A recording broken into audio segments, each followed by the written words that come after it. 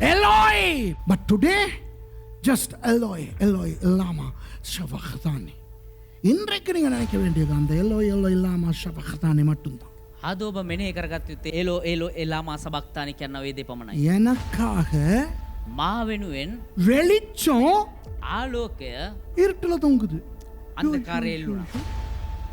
For me, the light was hanging in darkness.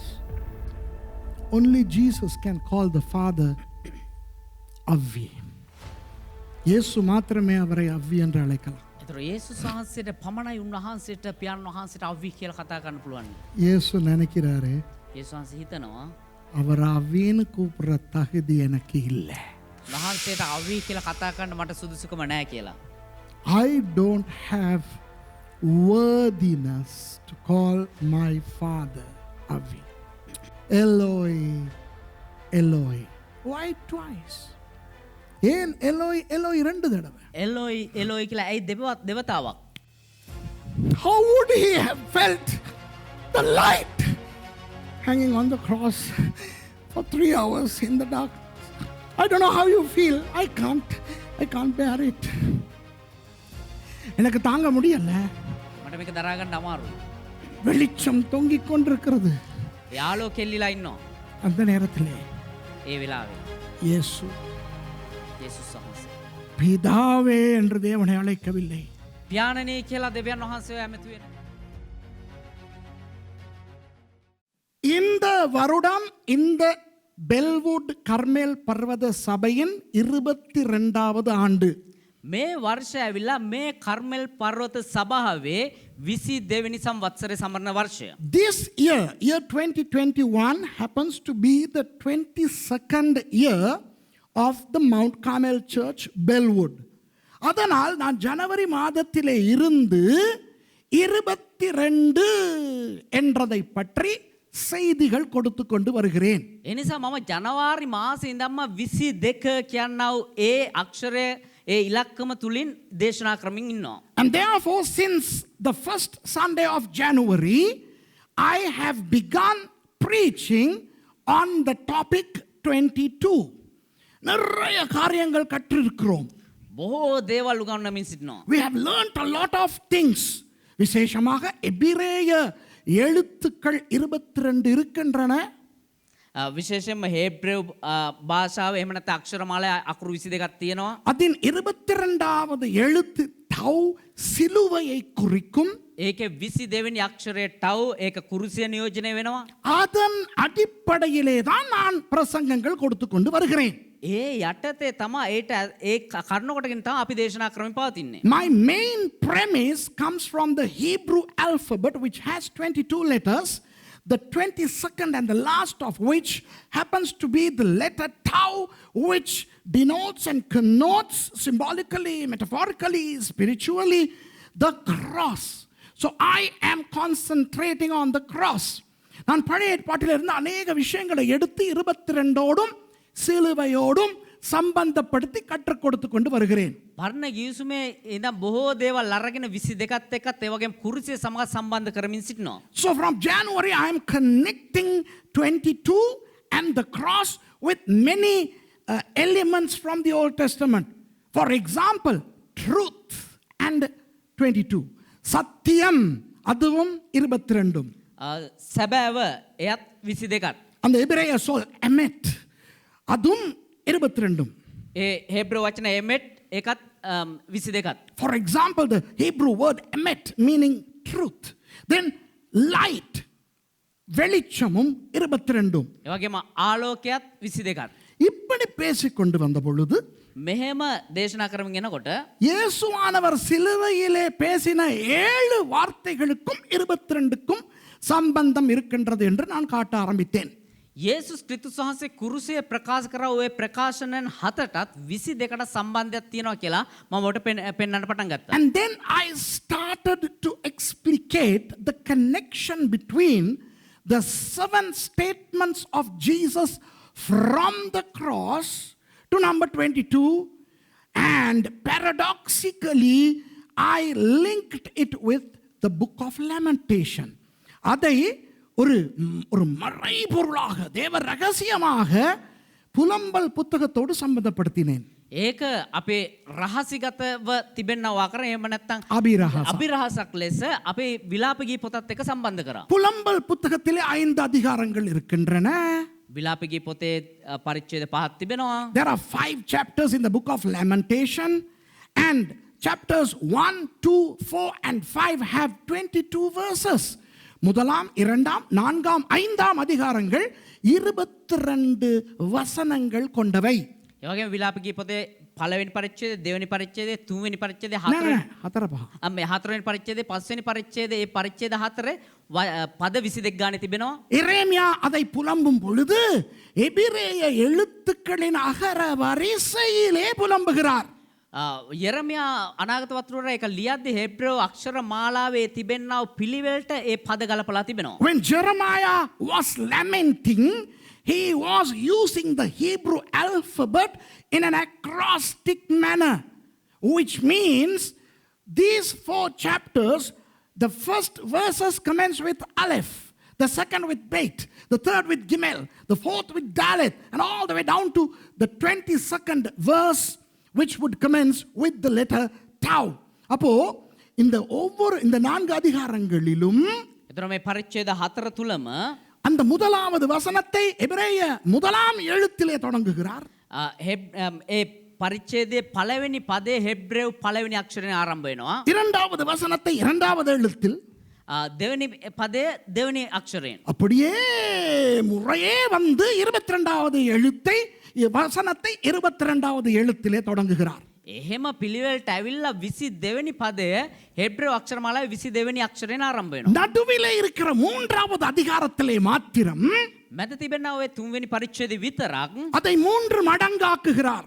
ඒක 3 ගුණයකින් ලියලා තියෙනවා. The middle chapter, chapter 3 is multiplied. It's multiplied by 3. So instead of 1 verse in 1 letter, there are 3 verses in 1 letter. That makes the chapter consisting of not 22 verses but 66 verses. Wow! அந்த 3வது அதிகாரத்திலே மாத்திரம் ඒ 3 වෙනි පරිච්ඡේදය විතරක් முதலாவது எழுத்திலே 3 வசனங்கள், පළවෙනි අකුරෙන් පද 3ක්. அப்படியே 22 எழுத்துக்களாலும் 3 வசனங்களாக 66 வசனங்கள் வருகின்றன. එහෙම අක්ෂර 22ටම පද 3 ගානේ පද 66ක් පැමිණෙනවා 3 වෙනි පරිච්ඡේදයේ. அந்த வகையில் இந்த டவ் என்ற 22வது எழுத்தில் ஆரம்பமாகும் வசனங்களின் எண்ணிக்கை 7.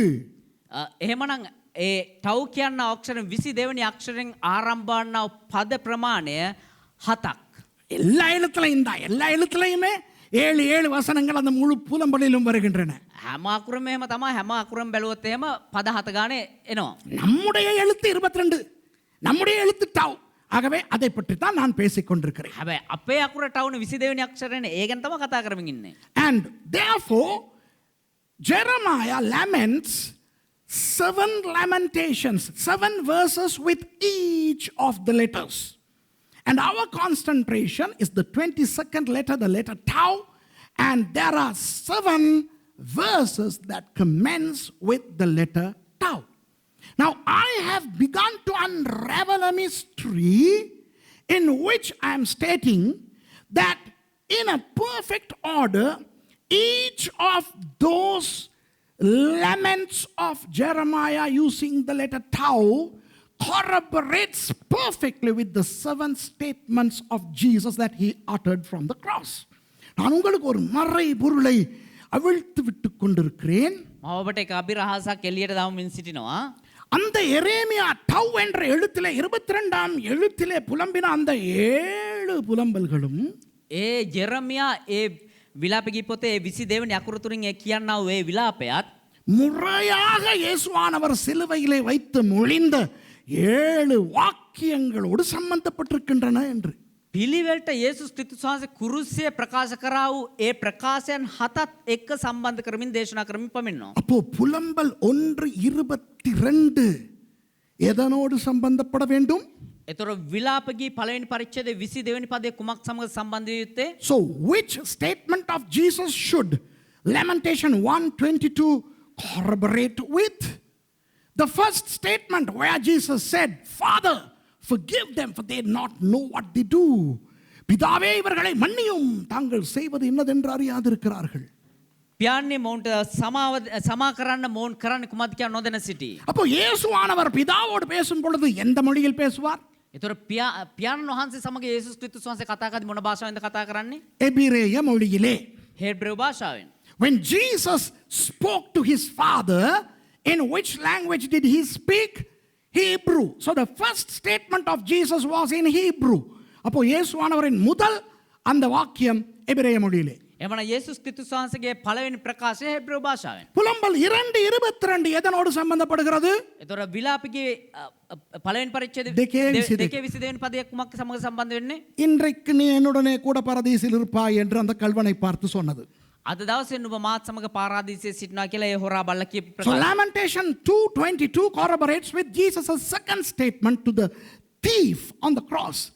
Today you shall be with me in paradise. And in what language did Jesus say that to him? In Aramaic. இயேசுவானவர் எந்த மொழியிலே கல்வனோடு பேசுகிறார்? යේසුස් ක්‍රිස්තුස් වහන්සේ මොන භාෂාවෙන්ද ඒ හොරත් සමග කතා කරේ? அராமிய மொழியிலே. ආරමික් භාෂාවෙන්. மூன்றாவது கடந்த ஞாயிற்றுக்கிழமை நான் பேசினது.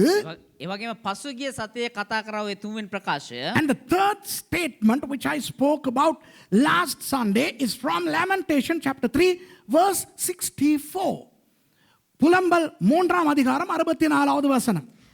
විලාපගී තුන්වෙනි පරිච්ඡේදයේ 64 වෙනි පදය. அப்போ இயேசுவானவர் மூன்றாவதா என்ன சொல்லுகிறார்? ඒතර යේසුස් ක්‍රිස්තුස් වහන්සේ තුන්වනුව මොකක්ද ප්‍රකාශ කරේ? மரியாளை பார்த்து මරිය තුමිය දිහා බලලා மரியாளை பார்த்து ஸ்திரியே அதோ உன் மகன், யோவானை பார்த்து அதோ உன் தாய். මරිය තුමිය දිහා බලලා ස්ත්‍රිය අර නුඹේ පුත්‍රයා, ඒ වගේම යොහාන් දිහා බලලා මේ නුඹේ මව. Jesus looks at Mary, his mother, and says, woman, here is your son. And to John, hey, here is your mother. அப்போ அது எத்தனை பேர் சொல்லுவீங்க அந்த பிரசங்கம் நம்மள ஆவி ஆத்துமா சரீரத்தை இடம் மாத்திச்சுன்னு எத்தனை பேர் சொல்லுவீங்க? කී දෙනෙක් කියනවාද ඒ දේශනාව අපේ ආත්මය ප්‍රාණය ශරීරය තන් මාරු කරා කියලා? How many of you all say that sermon just went into our veins and nerves and all the entire anatomy? Hey, you know what? Last Sunday after preaching that, I didn't want to get off the stage. I just sat here. I was flabbergasted, shocked to smithereens. It's a miracle that my socks did not fly off my feet. அதை பிரசங்கம் பண்ணிட்டு நான் அப்படி ஆவி ஆத்மா சர்றேன் இடம் மாறி இப்படி உட்கார்ந்துட்டேன் தொப்புக்கிட்டு இருந்தேன். ඒ දේශනා කළ වෙලාව එහෙම මගේ ආත්මේ ප්‍රාණය ශරීරය ප්‍රාණය හැමදේම මාරු වෙලා මම එහෙම ඉඳගත්තා. அந்த பிரசங்கத்தை இந்த வாரத்துல எத்தனை தடவை நான் பார்த்தேன் தெரியுமா? ඒ දේශනාව මේ සතිය තුළ මම කී සැරයක් බැලුවත් දන්නවද? I watched that sermon many times throughout this week. Hey, how many of you watched that sermon over and over and over again? Yeah. எத்தனை பேர் அந்த பிரசங்கத்தை தொடர்ந்து திரும்ப திரும்ப பார்த்தீங்க? කී දෙනෙක් බැලුවද ඒ දේශනාව නැවත ඒ දේශනාව දාලා බැලුවද? Amazing. அதுல அந்த பொம்பளை ஸ்திரீன்னு கூப்பிட்டத எபிரேய மொழியில பேசினார். එතනදී අර මේ මරිය තුමිය දිහා බලලි වෙලා ස්ත්‍රිය කියන ඒ වචනය හෙබ්‍රේව භාෂාවෙන් ප්‍රකාශ කරනවා. And in that statement the first word woman was in Hebrew. Remember I told you Isha, and everybody, woo, what's this guy up to? அப்போ அந்த இஷான்னு கூப்பிடும்போது எல்லாரும் திரும்பினாங்க. ஞாபகம் இருக்கா? අර ඉෂා කියලා ප්‍රකාශ කරද්දී කෑ ගසද්දී හැම දිනෙකම යේසුස් වහන්සේ දිහා බලවුවා. மிச்சதெல்லாம் அரமிக்ல சொன்னார்.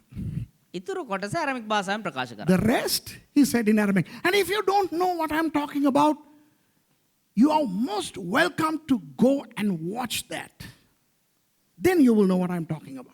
என்னடா இவன் சொல்றான்னு புரியாம யாராவது உட்கார்ந்திருந்தா பார்க்குறவங்க யாராவது உங்களுக்கு புரியலைன்னா நீங்கள் அதை பார்க்கணும். මේ මොනවද මෙයා මේ කියන්නේ කියලා තේරෙන්නේ නැතුව කවුරු හරි ඉන්නවා නම් එහෙම බලන්න මේ දේශනාව. இப்போ இன்றைக்கு நான்காவதை தானே பேச போகிறேன். දැන් අද දවසේ හතරවෙනි ප්‍රකාශනය බලන්න යන්නේ. So today I'm going to speak to you the fourth statement. So let's pause for a moment. Let's go to statements 5, 6 and 7. நாம் அதை கொஞ்சம் நிறுத்திவிட்டு 5, 6, 7க்கு ஓடிட்டு வருவோமா? අපි පොඩ්ඩක් එක එහෙම අතිල්ලා 5, 6, 7 වෙනි ප්‍රකාශන දිහා පොඩ්ඩක් බලමුද? ஐந்தாவதா இயேசு என்ன சொல்லுகிறார்? පස්වෙනෝ යේසුස් වහන්සේ මොනවද ප්‍රකාශ කරන්නේ? தாகமாய் இருக்கிறேன். පිපාසයෙන් සිටිනවා. What was his fifth statement? I thirst. In what language? Aramaic. அராமிய மொழியிலே. ඇරමික් භාෂාවෙන්. அப்புறம் ஆறாவது அவர் சொல்லுகிறார் முடிந்தது என்று. ඊට පස්සේ 6 වෙනි උන්වහන්සේ ප්‍රකාශ කරනවා අවසන් විය කියලා, නිමා විය කියලා. The sixth statement, it is finished. Now we really don't know whether he said that in Hebrew or Aramaic. It doesn't matter.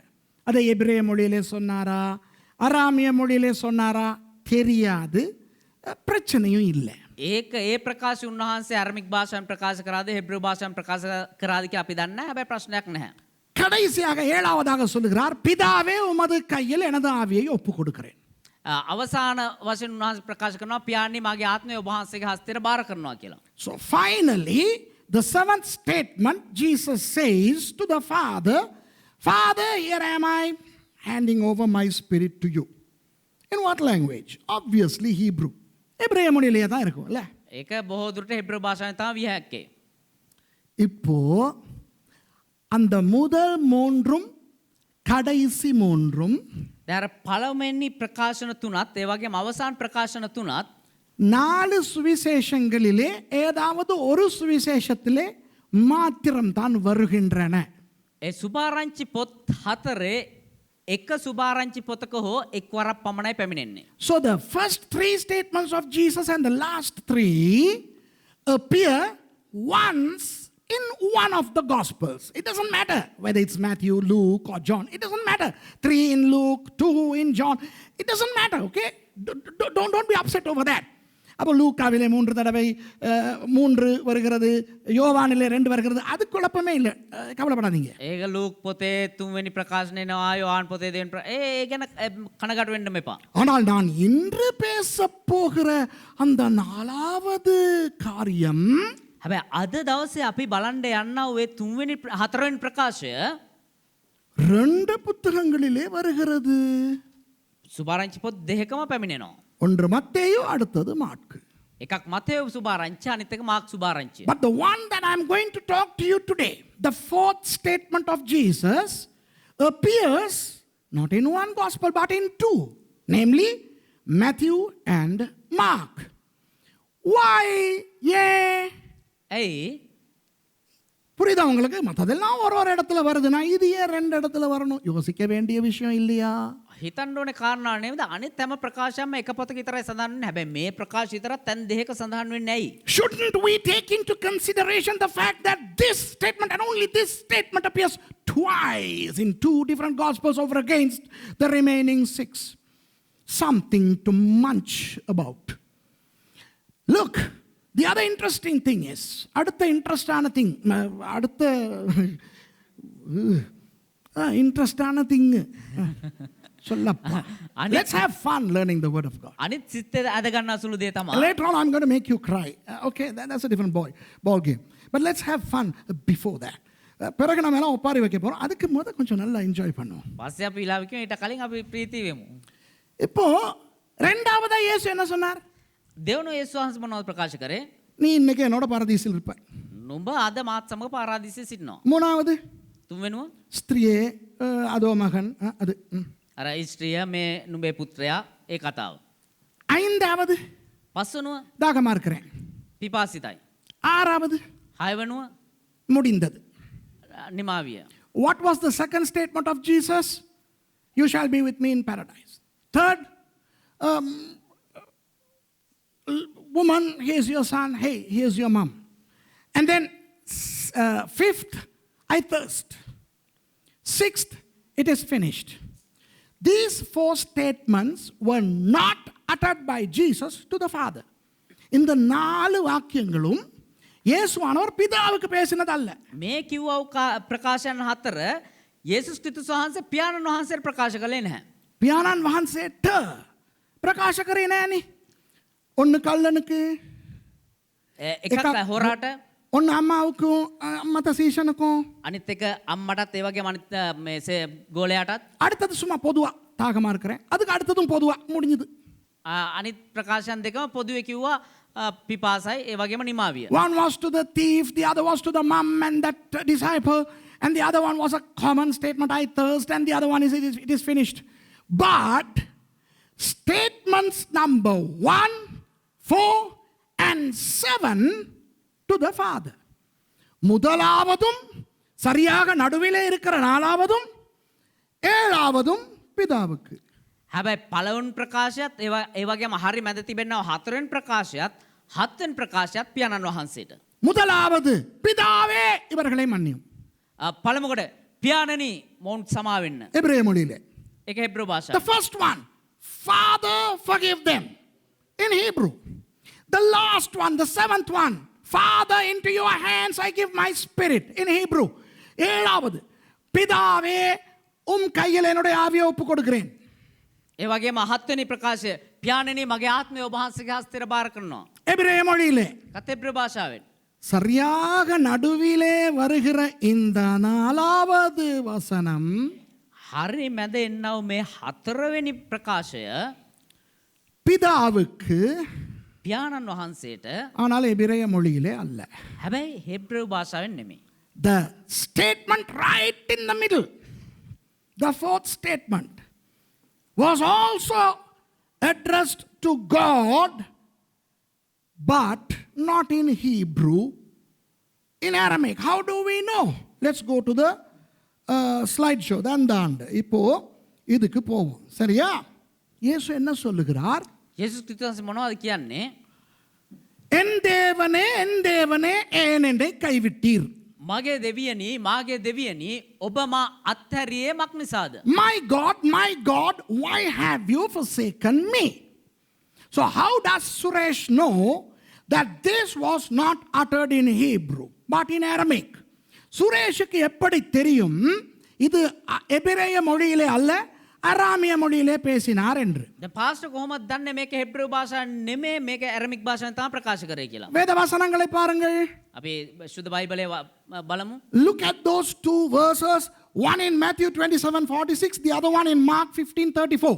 ஒன்று மத்தேயு 27:46, அடுத்தது மார்க் 15:34. එකක් මතෙව් 27 වෙනි පරිච්ඡේදයේ 46 වෙනි පදේ, අනිත් එක තමයි මාර්ක් සුභාරංචි පොතේ 15 වෙනි පරිච්ඡේදයේ 34 වෙනි පදේ. மத்தேயு என்ன சொல்லுகிறார் தெரியுமா? මතෙව් පොතේ මොනවද දන්නවද කියන්නේ? Do you know what Matthew says? Jesus yelled, Eli, Eli, lama sabachthani. மத்தேயு சொல்லுகிறார், Eli, Eli, lama sabachthani. මතේතුමා කියනවා එලි ලාමා ශබක්තානි කියලා. ஆனால் மாற்கு சொல்லுகிறார், හැබැයි මාක් තුමා ප්‍රකාශ කරනවා Eloi, Eloi, lama sabachthani. එලෝයි ලාමා ශබක්තානි. But Mark says, Eloi, Eloi, lama sabachthani. Now my question is, the difference is Eli versus Eloi. மத்தேயு ஏலி என்கிறார், மாற்கு எல்லோயி என்கிறார். මතෙව් එලි කියනවා, මාක් எல்லோயி. එලෝයි කියලා කියනවා. இப்போ நீங்கள் யோசிக்கலாம், දැන් ඔබ හිතන්න පුළුවන් ஏன்டா இதெல்லாம் பிடிச்சி தடுமாறிக்கிட்டு இருக்க நீ? ඇයි මේව අල්ලගෙන මේ දඟලගෙන ඉන්නේ Now කියලා. you may ask me, hey Suresh, why are you taking trouble with unnecessary things? Who cares whether it's Eli or Eloi? He said, my God, my God. So what does it matter? Why does it matter whether it's Hebrew or Aramaic? அப்போ நீங்க யோசிக்கலாம், அது அப்படின்னா என் தேவனே தானே. ඔබ හිතන්න ඕන ඒක මොනවා වුණත් මගේ දෙවියනේ කියලා. அப்புறம் அதை ஏன்டி பிடிச்சிக்கிட்டு தடுமாறுற? ඉතින් එහෙනම් මේ මොනවටද මේක අල්ලගෙන දඟලන්නේ? எலி என்றாலும் என் தேவனே தான், එලි කිව්වත් මගේ දෙවියනේ තමා, எலோய் என்றாலும் என் தேவனே தான். එලෝයි කිව්වත් මගේ දෙවියනේ තමා. Eli means my God, Eloi means my God. So my God. So why are you struggling, Suresh, and confusing us? ஏன் சுரேஷ் இதை வச்சுக்கிட்டு தடுமாறுற, எங்களையும் குழப்புற? ඇයි සුරේෂ් මේක අල්ලගෙන බොරුවට දඟලගෙන අපිවත් මේ කුලප්පු කරන්න කියලා හිතන්න පුළුවන්. வித்தியாசம் என்னவென்றால், වෙනස මොකද්ද කියනවා නම් எலி என்பது எபிரேய மொழியிலே, එලි කියන්නේ හෙබ්‍රේව භාෂාවෙන්, எல்லோய் என்பது அராமிய மொழியிலே. එලෝයි කියන්නේ ඇරමික් භාෂාවෙන්. Eli is Hebrew, Eloi is Aramaic. இப்போ நீங்க யோசிக்கலாம், දැන් ඔබ හිතන්න පුළුවන්. இனி என்ன சுரேஷ், ඉතින් ඒකත් මොකද්ද සුරේ? எந்த பாஷையில சொன்னாலும் என் தேவனே தானே, ஏன்டா தடுமாறுற? මොන භාෂාවෙන් කිව්වත් මගේ දෙවියනේ අය මේ බොරුවට දඟලන්නේ. Now you may say, so what Suresh, who cares? It means my God, my God. இப்போ ஏன் அராமிய மொழியிலே அதை சொன்னார் என்று பிறகு உங்களை நான் சொல்லி அழ வைக்கப் போகிறேன். දැන් ඇයි ඇරමික් භාෂාවෙන් මේක කිව්වේ කියලා පස්සේ ඔබට විස්තර කළා ඔබ අඬවන්න යනවා. I am going to make you cry if you have a heart. If you are heartless, if you say, no, Suresh, you said you're going to make us cry, I didn't feel like crying. Praise God, you don't have a heart. But if you have a heart, when I explain why Jesus said that in Aramaic, you will cry. If not externally, at least internally. But let's wait for that. இப்போ சில விஷயங்கள் நான் சொல்லணும் உங்களுக்கு. දැන් ඔබට සමහර කාරණා කියන්න අවශ්‍යයි. எலோய் எலோய்னு சொன்னாரா, ஏலி ஏலி என்று சொன்னாரா? එලෝයි කියලා කිව්වද ඒලි කියලා කිව්වද? மத்தேயு சரியா, மார்க்கு சரியா? මතෙව් හරිද මාක් හරිද? So did Jesus really say Eloi, Eloi or Eli, Eli? Who was right, Matthew or Mark? Hey, who cares? The author is the Holy Spirit, and the Holy Spirit doesn't make mistakes. இப்போ வேதத்தை எழுதினது பரிசுத்த ஆவியானவர், அவர் தப்பு பண்ண மாட்டார். සුද බයිබලේ ලිව්වේ සුදාත්මයන් වහන්සේ. උන්වහන්සේ වැරදි කරන්නේ නැහැ. அப்போ மத்தேயு தனது சுவிசேஷத்தை யூதர்களுக்கு எழுதுகிறார். එවනම් මතෙව් තුමා මේ තමුන්ගේ සුභාරංචි පොත යුතෙව්වන්ට ලියනවා. Matthew addresses his gospel to the Jews. And Jesus was actually quoting Psalm 22 verse 1. இயேசுவானவர் 22வது சங்கீதத்தின் முதலாவது வசனத்தை தான் குறிப்பிடுகிறார். යේසුස් ක්‍රිස්තුස් වහන්සේ ගීතාවලියේ 22 වෙනි පරිච්ඡේදයේ පළවෙනි පදය තමයි ප්‍රකාශ කරන්නේ. அந்த 22ஆம் சங்கீதம் தாவீதின் மேசியா சம்பந்தமான தீர்க்க தரிசன சங்கீதம். ඒ ගීතාවලිය ඇවිල්ලා දාවිත් රජතුමා මෙසියා සම්බන්ධ ලියුවේ අනාගත වාක්‍ය ගීතිකාවක්. Psalm 22 is a messianic prophetic psalm of David. And in that he says, Eli, Eli, but not Lama Shavakthani, because Shavakthani is not Hebrew. Lama is, there's another word, let's not get into that. அவர் எபிரேய மொழியிலே எலி எலி என்று எழுதுகிறார். දාවිත් රජතුමා එලි කියලා හෙබ්‍රේව භාෂාවෙන් තමයි එතන ප්‍රකාශ කරන්නේ. லாமா எபிரேய மொழிதான். ලාමා හෙබ්‍රේව භාෂාව තමයි. அங்கே ஷவக்தானி என்று வரவில்லை, இன்னொரு சொல் வருகிறது. எனக்கு சொல்ல விருப்பம் இல்லை, விட்டுருங்க. அது வேறொரு சொல். එතන ශබක්තානි කියලා ආවේ නැහැ. ඒ පදේ ප්‍රකාශ කරන දේවදාස කැමති නැහැ. ඒක අතල්ලා දාන්න එම්ම. වෙන පදයක් එතන ආවේ. அப்போ இயேசுவானவர் தான் அந்த மேசியா என்று யூதர்களுக்கு காட்ட எலி எலி லாமா ஷவக்தானி என்று அதை எபிரேய, அந்த எலி துண்டை எபிரேயமாக்கி மத்தேயு எழுதுகிறார். இப்ப புரியுதா? එහෙමනම් මේ සඳහන් වන්නා වූ මෙසියස් වහන්සේ තමා යේසුස් ක්‍රිස්තුස් වහන්සේ කියන දේ ඒ යුදෙව්වන්ට අවබෝධ කරවන්න යොහාන් තුමා ඒ ඒලි කියන පද දෙක ඒ හෙබ්‍රේව භාෂාවෙන් සඳහන් කරනවා. In order to show the Jews, hey, that Messiah is this Jesus. He is quoting Psalm 22, the first two or the first three words, just as they are in Psalm 22:1. That's why he uses Eli, Eli. But Mark, writing to the Gentiles, Romans, he is just stating exactly what Jesus uttered. ஆனால் mark ரோமர்களுக்கும் அந்நிய ஜாதியர்களுக்கும் புற ஜாதியாருக்கும் எழுதுகிறபடினால் හැබැයි mark තුමා රෝමවරුන්ටත් ඒ වගේ අන්‍ය ජාතීන්ටත් ලියන නිසා அப்படியே இயேசு சொன்னதை எழுதுகிறார். එහෙම්මම යේසුස් ක්‍රිස්තුස් වහන්සේ කියපු ප්‍රකාශනය ඒ විදිහටම ලියනවා. எத்தனை பேர் குழம்பிக்கிட்டு இருக்கீங்களோ தெரியல, குழப்பமா இருக்கா? කිදරේ කවුල් වෙලා ඉන්නවද දන්නේ නැහැ. Am I confusing you? I'm really sorry. You need to listen to this over and over again to reduce the confusion. But just listen to this. We have some wonderful things ahead of us. இப்போ குழம்பிக்கிட்டு இருந்தா பிரச்சனை இல்லை, பிறகு நீங்கள் பார்க்கும்போது உங்களுக்கு புரியும். திரும்பி பாருங்க. ஆனால் பிறகு கொஞ்சம் இன்ட்ரெஸ்டான விஷயம் வருது. දැන් පොඩ්ඩක් තේරුම් ගන්න අපහසුණක් කමන්නේ මේ පටිගත කිරීම නැවත බලන්න. එතකොට ඔබට තේරුම් ගන්න හැකි වෙයි. පස්සේ හොඳ දේවල් එනවා. புலம்பலுக்கு உங்களை கூட்டிக் கொண்டு போக முன்பு இன்னொரு சின்ன ஜிலிப்ரீஸ் காட்ட போகிறேன். විලාප කියන්න ඔබ ගෙනියන්න විලාප ගීපොතට ගෙනියන්න කලින් ඔබට තව කාරණාවක් කියන්න කැමතියි. So just before taking you to the book of Lamentation, I'm going to show you another interesting element here. இப்போ இயேசுவானவர் 7 வாக்கியம் பேசினார்ல. යේසුස් ක්‍රිස්තුස් වහන්සේ ප්‍රකාශයන් 7ක් කරානේ. Now Jesus uttered 7 statements, didn't he?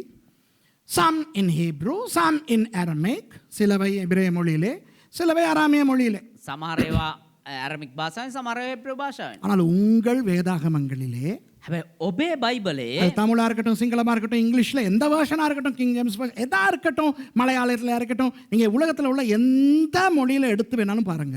ඒක දෙමළ සිංහල ඉංග්‍රීසි මලයාලම් කොරියන් මොන භාෂාවෙන් වුණත් அந்த 7 வாக்கியங்கள்ல முத 3ம் கடைசி 3ம் நம்மட மொழியில தான் எழுதியிருக்கு. ඒ පළවෙනි ප්‍රකාශයත් ඒ වගේම 7 වෙනි பலවෙனி பிரகாஷ துணாய், அவசான பிரகாஷ துணாய் අප අපගේ භාෂාවන් වලයි ලියලා තියෙන්නේ. The first 3 and the last 3 statements of Jesus have been inscribed in our languages. Why? Because the original contains the statements in Greek. ஏனென்றால் உண்மையாக எழுதும் பொழுது கிரேக்க மொழியில் எழுதப்பட்டது. ඇයි කියනවනම් ඇත්තටම රචනා කරද්දී ග්‍රීක භාෂාවෙන් රචනා කරේ. ஆனால் இந்த நடுவிலே வருகிற இதை மாத்திரம் හැබැයි මේ මැද එන්නව මේ ප්‍රකාශනයේ පමණක් எல்லோய் எல்லோய் லாமா சபகதானி என்று சொல்லிவிட்டு அப்புறம் நமது மொழியிலே வருகிறது. එලෝහි එලෝහි ලාමා ශබක්තානි කියන එක විතරක් ඒ භාෂාවෙන් ලියලා ඊට පස්සේ තමුන්ගේ භාෂාවෙන් ලියලා තියෙනවා. ඇයි? Now only this statement number 4 is written both in the original language and our language. Do you see that? அதாவது மத்தேயு புத்தகத்திலும் மாற்கு புத்தகத்திலும் 2 இடத்திலே வருகிறது. அது ஒரு ஆச்சரியம். ඒ කියන්නේ මාක් පොතෙත් මතයෝ පොතෙත් එනවා එක එක පුදුම සහගත දෙයක්. Why would just this statement be inscribed in 2 Gospels, Matthew and Mark? Then why would the original be inscribed before providing the translation? Why not for the others? இதுக்கு மாத்திரம் ஏன் ஒரிஜினலையே எழுதிட்டு மொழிபெயர்ப்பையும் கொடுக்கணும்? ඇයි මේකට විතරක් ඒ සැබෑ ප්‍රකාශනයේ ප්‍රකාශ කරව භාෂාවෙන් රචනා කළා අනිත් ඒවා අනිත් විදිහට ලියලා තියෙන්නේ. எத்தனை பேருக்கு புரியுது இந்த குழப்பம்? Come on, கையை தூக்கி காட்டுங்க. කී දෙනෙකුට තේරෙනවද මේ අවුල් සහගත තත්ත්වය? How many of you all sort of getting this? Yeah, there is something precarious about this statement. இந்த வசனத்தை குறித்து ஏதோ ஒரு குழப்பம் இருக்குன்னு இப்ப புரியுதா இல்லையா? මේ වචනය සම්බන්ධ මොකද්දෝ අවුල් සහගත වියවුල් සහගත තත්ත්වයක් තියෙනවා කියන එක විතරක් තේරෙන්නේ නැද්ද? அதற்கு பிறகு வருவோம். ඒකට පස්සේමු Lamentation 3:65, because chapter 4 doesn't have 65, it ends with 22. So that's Lamentation 3:65. புலம்பல் 3:65 என்று வர வேண்டும். புலம்பல் 4ல 65 கிடையாது, 22ல முடியுது. පොඩි වැරදීමක් වෙලා තියෙනවා. විලාපගී 3 වෙනි පරිච්ඡේදයේ 65 වෙනි පදය.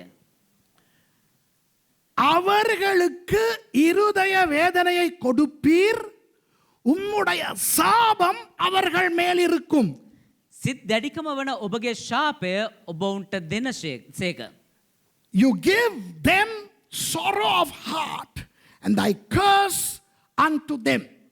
இப்போ எரேமியா யூதா ராஜ்யத்தை குறித்து எருசலேமிலே இருந்து தீர்க்க தரிசனமாக புலம்புகிறார். දැන් යෙරමියා යුදා රාජ්‍ය පිළිබඳව යෙරුසලමේ ඉඳලා විලාප කියනවා. Jeremiah is lamenting from within Jerusalem in Judah pertaining to the Jews.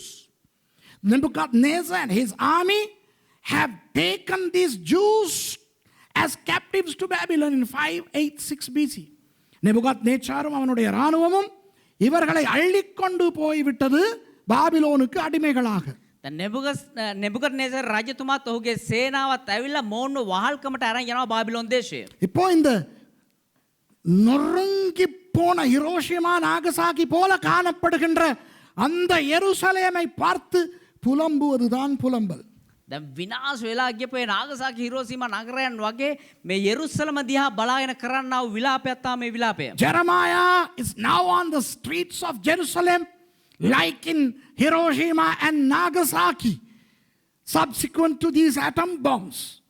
And he was looking at the desolation and then he prophesies through lamentation. இந்த புலம்பல் மூலம் அவர் தீர்க்க தரிசனம் உரைக்கிறார். දැන් මේ විලාපයේ මේ තුන්වෙනි පරිච්ඡේදයේ ඔහු විලාපයෙන් මේ අනාගත වාක්‍යයෙන් විලාප කියනවා. இரண்டு காரியங்களை சொல்லுகிறார். කාරණා දෙකක් ප්‍රකාශ කරනවා. He is addressing two elements. Element number one, the sorrow of heart. அந்த இருதய வேதனையை பற்றி பேசுகிறார். පළවෙනි කාරණාව තමයි සිතේ දැඩිකම ගැන කතා කරනවා. ඔතන සිංහලෙන් මදි දැඩිකමක් නෙවෙයි. මන් දන්නේ දැඩිකම කියන්නේ දරුණුකමක් නේද?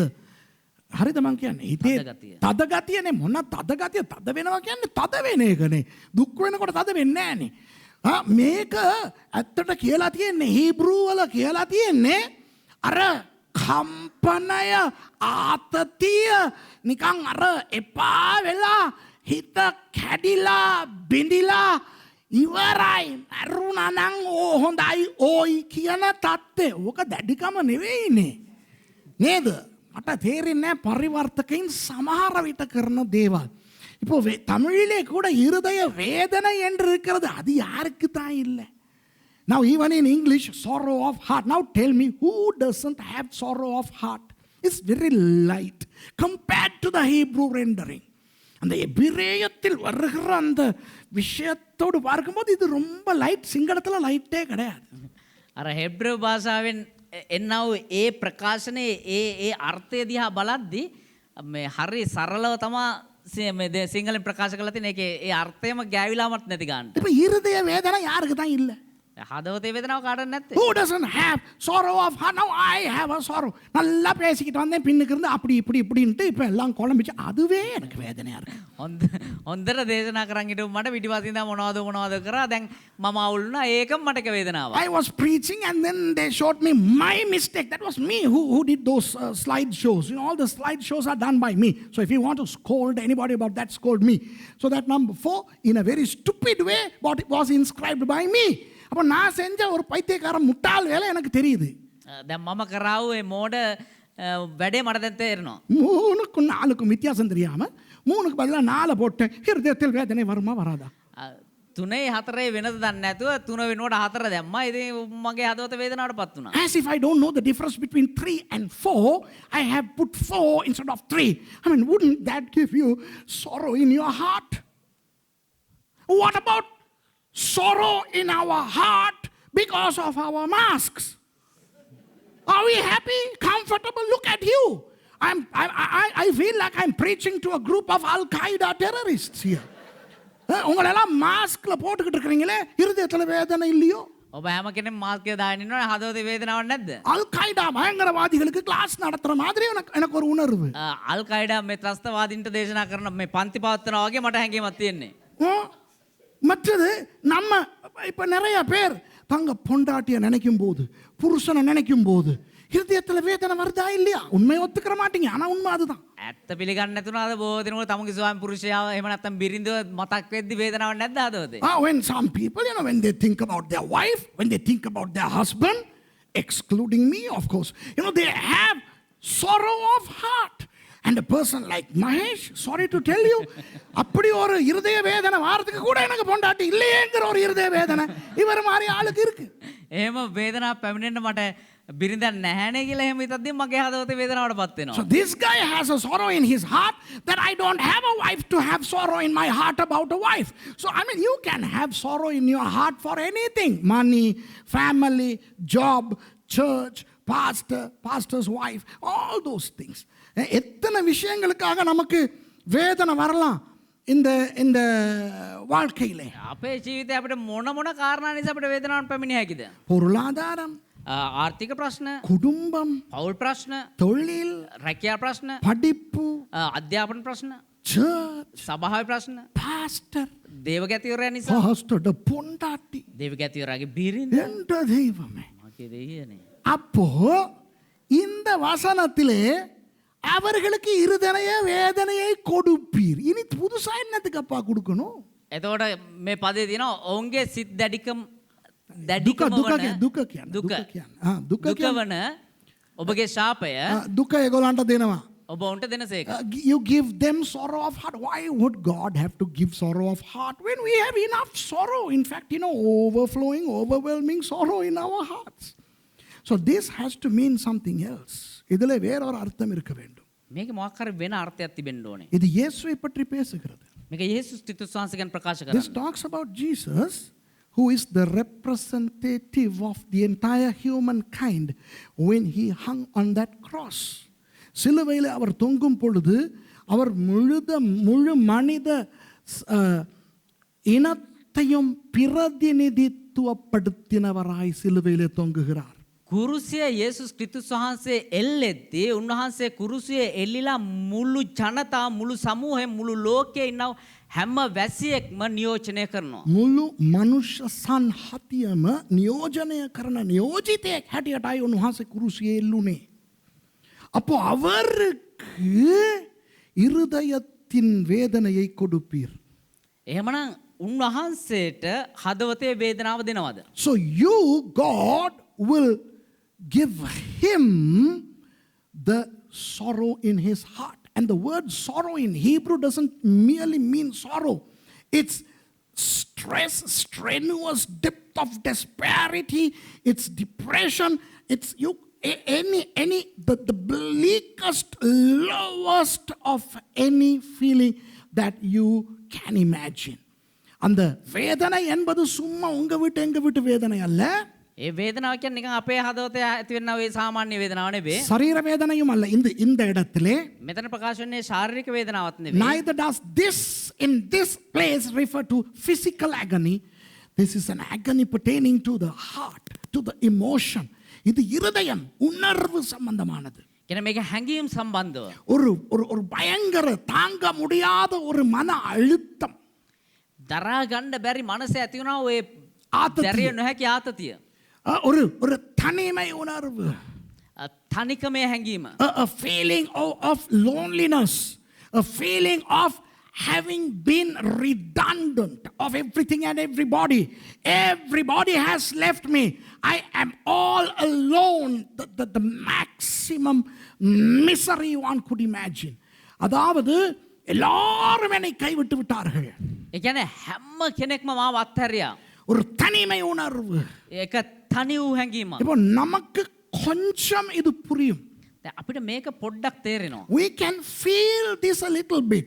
இப்போ இந்த நாட்களிலே இந்த கொரோனா என்றபடியினால் அநேகர் தனிமைப்படுத்தப்படுகிறார்கள். දැන් මේ දවස්වල මේ කොරෝනා කියන නිසා බොහෝ දෙනෙක් තනික වෙලා ඉන්නවා. Now due to this COVID-19 situation, we are to a certain degree we are in the know of what it is to be in solitude, loneliness, quarantine, closing yourselves. You can't go for jobs, you can't go to school, you can't go out, and you can't interact with people, you can't hug people, you can't. Hey, isn't this miserable? நம்முடைய வழமையான வாழ்க்கை இல்லை. අපේ සාමාන්‍ය ජීවිතේ නෑ. நினைத்த இடங்களுக்கு போக முடியாது, வர முடியாது. நினைத்த இடங்களுக்கு போக முடியாது, வர முடியாது. හිතන තැන් වලට යන්න බෑ එන්න බෑ. வேலைகளுக்கு போக முடியாது. වැඩට යන්න බෑ. மக்களோடு நெருங்கி பழக முடியாது. මනුෂ්‍යත් එක්ක එකතු වෙලා එකට එක් වෙලා වැඩ කරන්න බෑ. சில பேர் குவாரண்டைன் ரூம்கள்ல கிடக்குறாங்க. සමහර ක්වොරන්ටයින් කරලා කාමර ඇතුලේ ඉන්නවා. இப்போ இங்கே நடந்த விஷயத்தை நான் சொல்லுகிறேன். දැන් මෙතන සිද්ධ වුණා එක දෙයක් කියන්න. எவ்வளவு சந்தோஷமான இடம் இது. මෙතන කොතරම් ප්‍රීතිමත් වූ තැනක්ද? What a happy place is this. But then when Pastor Danny fell ill, when Pastor Tushara, when Rebecca, when they fell ill, இப்போ நம்மட pastor Danny, pastor Thushar, Rebecca எல்லாம் சுகம் இல்லாம போச்சு. දැන් පාස්ටර් ඩැනි, පාස්ටර් තුෂාර සහෝදரி රෙබේකා සුවේ නැතුව නැති වුණා. ஒரு வித வைரஸ் காய்ச்சல் வந்துருச்சு. එක විදිහක වෛරස් උණක් පැමිණියා. Some stupid virus came here. Now I don't know whether it's corona or corona's cousin. Something came. And you know, in order to be careful, we isolated them. Pastor Danny roomல போட்டு அடைச்சிட்டோம். வெளியே வர முடியாது. Pastor ඩැනි කාමරයකට දාලා දැන් එළියට එන්න බෑ. We locked Pastor Danny up there in that room. Pastor Tushar and his wife and Reena locked in their little house there. Pastor Tushar, Reena, Rebecca எல்லாத்தையும் ரூம்ல போட்டு அடைச்சாச்சு. පාස්ටර් තුෂාර සහෝදரி රෙබේකා රීනා ඒගොල්ලෝගේ කාමරයට දාලා වහලා දැම්මා. திடீர்னு மேசிக்கு என்னமோ இருமல் தடுமாடல் எல்லாம் வந்துருச்சு. එකපාරටම සහෝදரி මර්සිට කැස්ස හෙම්රිසාව කියලා ආවා. அது புறப்பட்டு அடுத்த ரூமுக்கு போயிருச்சு. එයා අනිත් කාමරයට ගියා. அப்ப எனக்கு பொண்டாட்டி இருந்தும் பொண்டாட்டி இல்லாத மாதிரி. එතකොට දේව ගැතිරට බිරිඳ ඉඳලත් බිරිඳ නෑ වගේ. You know, Mercy developed a cold or something and she took off to Misha's room. Misha was sent away to Pastor Raja's house. Mishaව තොරතිටම් Pastor Raja வீட்டுக்கு. මිෂා වැව්වා දේව ගැති රාජගේ ගෙදරට. So I became merciless. Mercy was not there with me. You know, I have in theory, I have a wife. Practically, I didn't have a wife. So I was merciless. I was wifeless. When you are wifeless, you are lifeless. All that kind of stuff. அப்புறம் என்னன்னா வேலை செய்யறதுக்கு ஆட்கள் இல்ல. එතකොට වැඩ කරන්න මිනිස්සු නෑ. சமைக்கிறதுக்கு ஆட்கள் இல்ல. උයන්න කට්ටිය නෑ. So there are nobody to why only sister Kanti has to cook now. Kanti sister மாத்திரம் சமைக்கணும். சகோதரி காந்தி விතරයි උයන්න ඉන්නේ. உண்மையா 3 கிழமை நாங்க பட்ட பாடு எங்களுக்கு தான் தெரியும். ඇත්තටම සති 3ක් පුරාට අපි විඳපු දුක අපි විතරයි දන්නේ. You know, we were in turmoil, chaos for 3 weeks. True or not? ඇත්තද නැද්ද උண்மையா இல்லையா? ඇත්තද බොරුද ඒක? அந்த நேரத்துல எங்களோட உணர்வு என்ன சொல்லுது தெரியுமா? ඒ අවස්ථාවේ මගේ හැඟීම් මොනවද දන්නවද ප්‍රකාශ At that වෙන්නේ? time, you know what our feeling does? Our people, our church people, why aren't they calling us? Why aren't they calling to see whether we are all right? Where are they? எங்கட church ஆக்கள் எல்லாம் எங்க?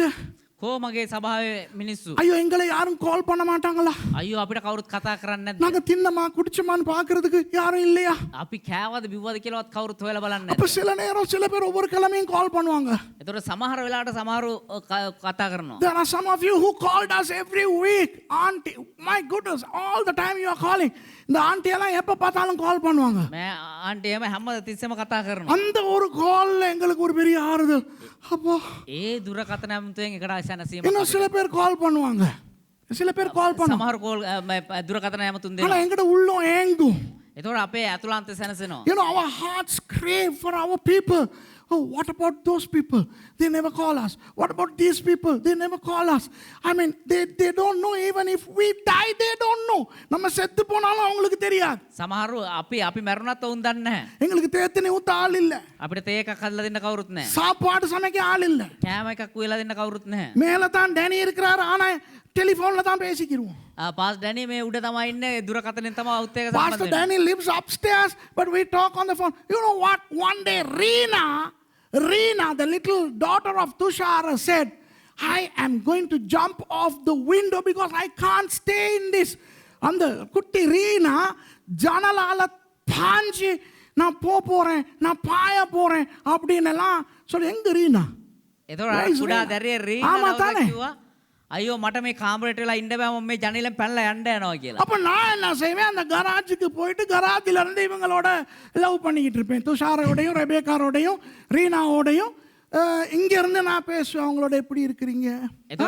එතකොට දේවකැතිවරයා මොනවද කරන්නේ අර ඒගොල්ලෝගේ කාමරේට පහළ තියෙන අර ගරාජ් එකට ගිහිල්ලා වෙලා ඒගොල්ලොත් එක්ක කතා කරගෙන ඉන්නවා ඔයාලා කොහොමද ඉන්න හොඳට ඉන්නවද මොනවද වෙන්නේ කියලා කතා කරගෙන ඉන්නවා. ඇගිසිනහවතහනම් යන එන හැම තැන් බෙල්වඩ වල මුරදාලා යන එන හැම තැන් මුරදාලා Boom, boom, boom, boom, boom. விளங்குதா பாவம் விசுவாசிகள் பாவம் அதிலாந்தே பாவம் the believers I mean they have their problem அவங்களும் அவங்க வீடுகள்ல முடங்கிக்கிட்டு ඒගොල්ලොන්ට ඒගොල්ලොන්ගේ ප්‍රශ්න ඒගොල්ලොන්ගේ මේ ගෙවල් වල තනි වෙලා சர்ச்ல இருந்து யாரும் எங்களை தேடுறாங்க இல்ல සභාව ඉඳලා කවුරුත් අපිව හොයලා බලන්නේ எங்க பாஸ்டர் மார் எங்களுக்கு கால் பண்றாங்க இல்ல අපේ දේවගැතිවරු අපිට දුරකථන ඇමතුම් දෙන්නේ believers in their own right they are apathetic nobody is taking care of us nobody is calling us nobody is helping us மொத கொரோனா வேவ் வந்த பொழுது எல்லாருக்கும் காசு அனுப்பணும் පළවෙනි කොරෝනා ආපු වෙලාවේ හැමෝටම මුදල් යවුවා during the first wave of corona we sent money to all the people and in this third wave we are eating without food இங்க மூணாவது அலை வந்தபோது நம்மளே திங்க இல்லாம இருக்கிறோம் මේ තුන්වෙනි කොරෝනා එක ආවම පස්සේ අපිටම කන්න නැතුව අපි හිටියා பாத்தி மஞ்சக்கா எல்லாம் நாசமா போச்சு මඤ්ඤොක පාතියේම විනාශ වෙලා ගියා லீக்ஸ் எல்லாம் நாசமா போச்சு ලීක්ස් පාති විනාශ වෙලා ගියා ஒன்னையும் பாத்துக்கிறதுக்கு ஆள் இல்ல உன்னையும் பார்த்துக்கிறதுக்கு ஆள் இல்லை. කිසිම දෙයක් බලා ගන්න කිසිම කෙනෙක් නැහැ. You know, nobody is to take care of the manioca, the cassava. Everything is gone. All manioca finito. Okay? And all the leeks and everything. இவர் பார்த்தாரு பாஸ்டர் மகேஷ். මම බැලුවා. இப்போ நம்மட நிறைய பேர் இல்லை. දැන් நம்மட நிறைய பேர் இல்லை. අපේ බොහෝ දෙනෙක් නැහැ. You know what this guy did, Pastor Mahesh? Not many people are there. மவனே இப்போ நான் என் வீட்டு முன்னுக்கு தான் லீக்ஸ் பார்த்து இருக்குது. දැන් මගේ ගේ ඉස්සරහා තමයි ලීක්ස් පාත්තේ තියෙන්නේ. இப்போ நான் ஒரு சூப்பர் என்னைய காப்பாற்றிக்கிறதுக்கு ஒரே வழி உபவாசம் இருக்க போறேன்னு இவர் உபவாசத்தில் 2 கிழமை உபவாசத்தில் போயிட்டாரு. දැන් මාව බේරගන්න තියෙන එකම ක්‍රමය මම නිරාහාරයට යනම් කියලා මම සති දෙකක් නිරාහාරය දාගත්තා. දැන් අනිත් අය හිතන්නේ මහේෂ් දැන් ආත්මික හේතුවක් නිසා නිරාහාරයට යනවා. මමනේ දන්නේ මේ වැඩවලට බේරෙන්න නේ නැත්තම් ඔයානේ බත් තියන්නේ ඔයානේ තේ හදන්නේ මෙයා ගිල්ල නිරාහාරව හිටියා මහේෂුත් දන්නේ අපිට. වෙනකද අයින්දාල් போய்ட்டு உபவாசம் இருந்துட்டான். சரிப்பா I'm just saying how when you feel lonely you are so desperate. நீங்க தனி ஆகும்போது பைத்தியமே பிடிக்கும். எத்தனை பேருக்கு நான் சொல்ற உணர்வு வேலை තනි වුණා නම් පිස්සු හැදේ ඔබට. කීදෙනෙක් කියනවාද මේක එහෙම තමයි කියලා? இந்த லட்சணத்துல mercy உளுந்து ரத்தத்தோட அன்னைக்கு தூக்கிட்டு வராங்க. මේ ප්‍රශ්න අතරේ සහෝදරි මර්සි වැටිලා තුවාල කරන ලේ පෙරාගෙන එනවා. You know, there is a song, mercy is falling, it's falling. We saw that this time. Praise God. Mercy fell out there and she was carried, she came with blood all over and everything. அந்த வலி வேதனை டாக்டர்கிட்ட கூட்டிகிட்டு போகிறதுக்கு ஆள் இல்லை, தேய்க்கிறதுக்கு ஆள் இல்லை, எல்லாம் ரூம்களை மூடிக்கிட்டு கிடக்கும். என்ற தெய்வமே அந்த நேரத்தில் நமக்கு வந்த வேதனை. ඒ වේදනාව අපිට කරගන්න දෙයක් නැහැ, වෛද්‍යවරු හම්බෙන්න යන්න විදියක් නැහැ, වැඩ කරන්න කෙනෙක් නැහැ, කිසිම කෙනෙක් නැහැ. ඒ වෙලාව එන්නා ඔය වේදනාව. So when that time comes, when everything goes negative, from bad to worse, you go deeper and deeper and deeper to the depths of despairity, don't you? அப்போ நீங்கள் இன்னும் ஆழமாக இன்னும் ஆழமான வேதனைக்குள்ளே போவீர்கள். එතකොට ඔබ තව වේදනාවේ ඇතුළට ගමන් කරනවා. அப்போ மக்கள் மேல் கோபம் வரும். එතකොට අනිත් අය ගැන වේදනාවක් එනවා. எங்களை விசாரிக்காதவங்க மேல எரிச்சல் வரும். අපි ගැන හොයලා බලන්නේ නැති කට්ටිය ගැන අපිට එපා වීමක් එනවා. So we will develop an anger towards people who don't give a damn about us. And we sometimes say, no, we are not going to bother with those. So a lot of these things happen. இந்த மாதிரி விஷயங்கள் நடக்கும். මේ වගේ දේවල් සිද්ධ වෙනවා. அது மாதிரி ஒன்றைத்தான் இந்த இடத்திலே ஆண்டவர் செய்ய போவதாக எரேமியா சொல்லுகிறார். ඒ වගේ සිද්ධියක් තමයි, ඒ වගේ දෙයක් තමයි මේ ස්ථානයේ යෙරමියා ප්‍රකාශ කරන ස්වාමීන් වහන්සේ කරන්න இது කියලා. தீர்க்க தரிசனம். මේක අනාගත වාක්‍යයක්. This is a prophecy. Look at Jesus on the cross. இயேசு சிலுவையில் இருக்கிறார். යේසුස් ක්‍රිස්තුස් වහන්සේ කුරුසියේ ඉන්නවා. அவரிடத்திலே வாங்கி தின்றவர்கள் அங்கே நின்று வேடிக்கை பார்த்து கொண்டிருக்கிறார்கள். උන්වහන්සේගෙන් කාපු කට්ටිය මෙතන අරගෙන කාපු කට්ටිය මේ ඉස්සරහා ඉන්නවා. Many people who ate from Jesus' hands, blessed by the hands of Jesus, received miracles, words. I mean, all these people are there down there. Yes, they were helpless. But then Jesus, look at Jesus hanging on the cross, so desperate. இயேசுவானவர் அப்படி ஒரு தனிமையான உணர்விலே அவர் மேலே இருக்கிறத யோசிச்சு பாருங்க. යේසුස් ක්‍රිස්තුස් වහන්සේ ඒ වගේ තනි වුණා වූ හැඟීමකින් කුරුසියේ එල්ලීලා ඉන්නවා හිතලා බලන්න. அதுலயும் ஒரு பயங்கரம் என்ன தெரியுமா? ඒකෙත් භයානකත්වය මොකක්ද දන්නවද? Look at the next gravest thing. You are curse unto them. உம்முடைய சாபம் அவர்கள் மேல் இருக்கும். ඔබගේ ශාපය ඔබ උන්ට දෙනසේක. இயேசுவானவர் ஒரு தனிமையான உணர்விலே எல்லாராலும் கைவிடப்பட்ட நிலையிலே அங்கே தொங்கிக் கொண்டிருக்கும் போது යේසුස් ක්‍රිස්තුස් වහන්සේ තනි වූ හැඟීමෙන් හැමෝම අත්හැරිය කියනවා වූ ඒ හැඟීමෙන් යුක්තව එල්ලිලා කුරුසියේ එල්ලිලා ඉද්දී when Jesus was hanging on that cross feeling that eerie loneliness, everybody is there but nobody is there, எல்லாரும் இருக்கிறாங்க ஆனா எனக்கு யாருமே இல்லை, அப்படி அவர் தொங்கிக் கொண்டிருக்கும் பொழுது හැමෝම ඉන්නවා හැබැයි මට කවුරුත් නැහැ කියන ඒ හැඟීමෙන් උන්වහන්සේ කුරුසියේ එල්ලිලා ඉද්දී பிதா என்ன செய்கிறார்? පියාණන් වහන්සේ මොනවද කරන්නේ?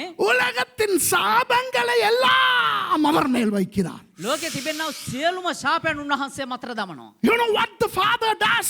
He takes all the curse of the world and places them on Jesus. இந்த மரத்திலிருந்து விழுந்தவனை மாடேறி மிதிச்ச மாதிரி. අර ගහෙන් වැටුණු මිනිහට ගොනා යන්න වගේ. It's just like somebody who has fallen from the trees attacked by a bull with sharp horns.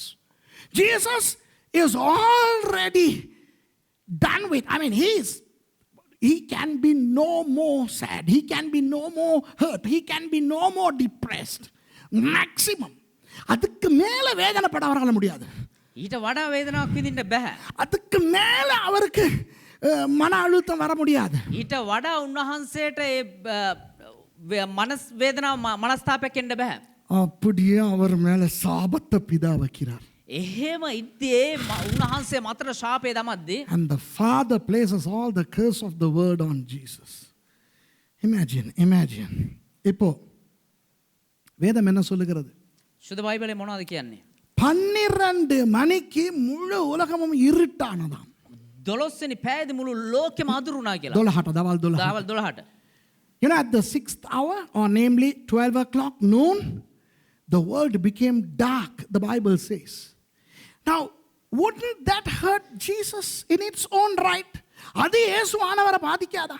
ඒක යේසුස් ක්‍රිස්තුස් වහන්සේට බලපාන්නේ නැද්ද? உங்களுக்கு நான் ஒரு பிரசங்கம் செய்தேன் கிட்டத்துல சமீபத்திலே. මේ ළඟදී ඔබට දේශනාවක් කරා දේවගතිවරයා. அந்த வெளிச்சம் உண்டாக கடவது என்று தேவன் சொன்னாரே. ඒ ආලෝකය වේවා කියලා දෙවියන් වහන්සේ කිව්වනේ. ஆதியாகமத்திலே උප්පත්ති පොතේ. அது வேறொன்றும் அல்ல, இயேசு என்று ஞாபகம் இருக்கிறதா? ඒ වෙන මොකක්ද මේ යේසුස් ක්‍රිස්තුස් වහන්සේ කියලා. Remember, not too long ago I preached a sermon about light be based on Genesis 1, where long before the sun, moon and the stars were created, the light came, eradicating the darkness, and that light was none other than the second person of the Trinity, and that's Jesus. So who is hanging on the cross? The light, வெளிச்சம், ஒளி சிலுவையிலே தொங்கிக் கொண்டிருக்கிறது. ඒතර ඒ ආලෝකය කුරුසිය එල්ලීලා ඉන්නවා. இயேசுவானவர் என்ன சொன்னார்? යේසුස් වහන්සේ මොනවද කිව්වේ? நானே வெளிச்சம். ஞாபகம் இருக்கா? උන්වහන්සේ කිව්වා ආලෝකය මමයි කියලා. அந்த 22ஓடு வெளிச்சத்தை சம்பந்தப்படுத்தி பேசினேனே. ඒ 22ත් එක්ක ආලෝකය සම්බන්ධ කරලා කතා Hey, කරා. remember I taught you just a few weeks ago that light is connected to number 22. Jesus says, I am the light. Now who is hanging on the cross? The light. யார் சிலுவையில தொங்கிக் கொண்டிருக்கிறார்? வெளிச்சம். ඒතර කවුද මේ කුරුසිය එල්ලීලා ඉන්නේ? ඒ ආලෝකය. அந்த வெளிச்சம் தொங்கிக் கொண்டிருக்கும் பொழுது உலகமே இருட்டாகிறதே. வெளிச்சத்துக்கு எப்படி இருக்கும்? ඒ ආලෝකය කුරුසිය එල්ලීලා ඉද්දි මුළු ලෝකෙම අන්ධකාරය වුණා. එතකොට ඒ ආලෝකයට කොහොම තියන්නේ? Imagine when that light was hanging on the cross, when the world is become dark, how would the light feel? Come on. How would the light feel? அந்த வெளிச்சத்துக்கு எப்படி இருக்கும்? ඒතර ඒ ආලෝකයට කොහොම තියෙයිද? 3 மணி நேரம் පැය 3ක් තිස්සේ இயேசுவானவர் ஒன்றுமே பேசவில்லை, தெரியுமா? යේසුස් ක්‍රිස්තුස් වහන්සේ කිසිම දෙයක් ප්‍රකාශ Do you know that Jesus did not utter a single word for 3 hours? The foregone 3 statements were uttered by Jesus 3 hours before this statement. இயேசுவானவர் முதல் 3 வாக்கியங்கள் பேசினாரே. යේසුස් ක්‍රිස්තුස් වහන්සේ පළවෙනි ප්‍රකාශන 3 කරානේ. அது இந்த வாக்கியம் பேசுவதற்கு 3 மணி நேரத்துக்கு முதல் நடந்தது. ඒ මේ ප්‍රකාශ කරන පැය 3කට පෙර සිදු වුණා වූ ප්‍රකාශයන්. புரியுதா? තේරුණාද? அப்போ இயேசுவுக்கு அந்த 3 மணி நேரம் எப்படி இருந்திருக்கும்? யோசிச்சு பாருங்க. ඒතර යේසුස් ක්‍රිස්තුස් වහන්සේට මේ පැය 3 කොහොම තියෙන්නේ නැද්ද කියලා හිතලා බලන්න. අනිත් එක දාන්න. මේක වැඩ කරන්නේ නැද්ද කොහෙද? imagine. வெளிச்சம் 3 மணி நேரம் இருளிலே தொங்கிக் கொண்டிருக்கிறது. Come on. ඒතර ඒ ආලෝකයේ පැය 3ක් තිස්සේ අන්ධකාරය එල්ලීලා ඉන්නවා. මේක මාරු කරන්න පුතා අනිත් එකට. The light was hanging in darkness for 3 hours. I know you cannot understand this. உங்களுக்கு அது புரிஞ்சிக்கிற முடியாது. ඒක ඔබට තේරුම් ගන්න බෑ. எனக்கும் புரிஞ்சிக்கிற முடியாது. මටත් තේරුම් ගන්න බෑ. ஆனா ஒண்ணு என்னால புரிஞ்சிக்கிற முடியும். හැබැයි එකක් හොඳට තේරුම් ගන්න. But one thing I can understand, that it is ununderstandably painful. Only he knows that pain. நம்மால் புரிந்து கொள்ள முடியாத அளவுக்கு அது அவருக்கு வலித்திருக்கும் என்பது மாத்திரம் எனக்கு புரியும். අපිට තේරුම් ගන්න බැරි තරමට උන්වහන්සේට ඒ වේදනාව තිබුණා කියන එක තේරුම් ගන්න.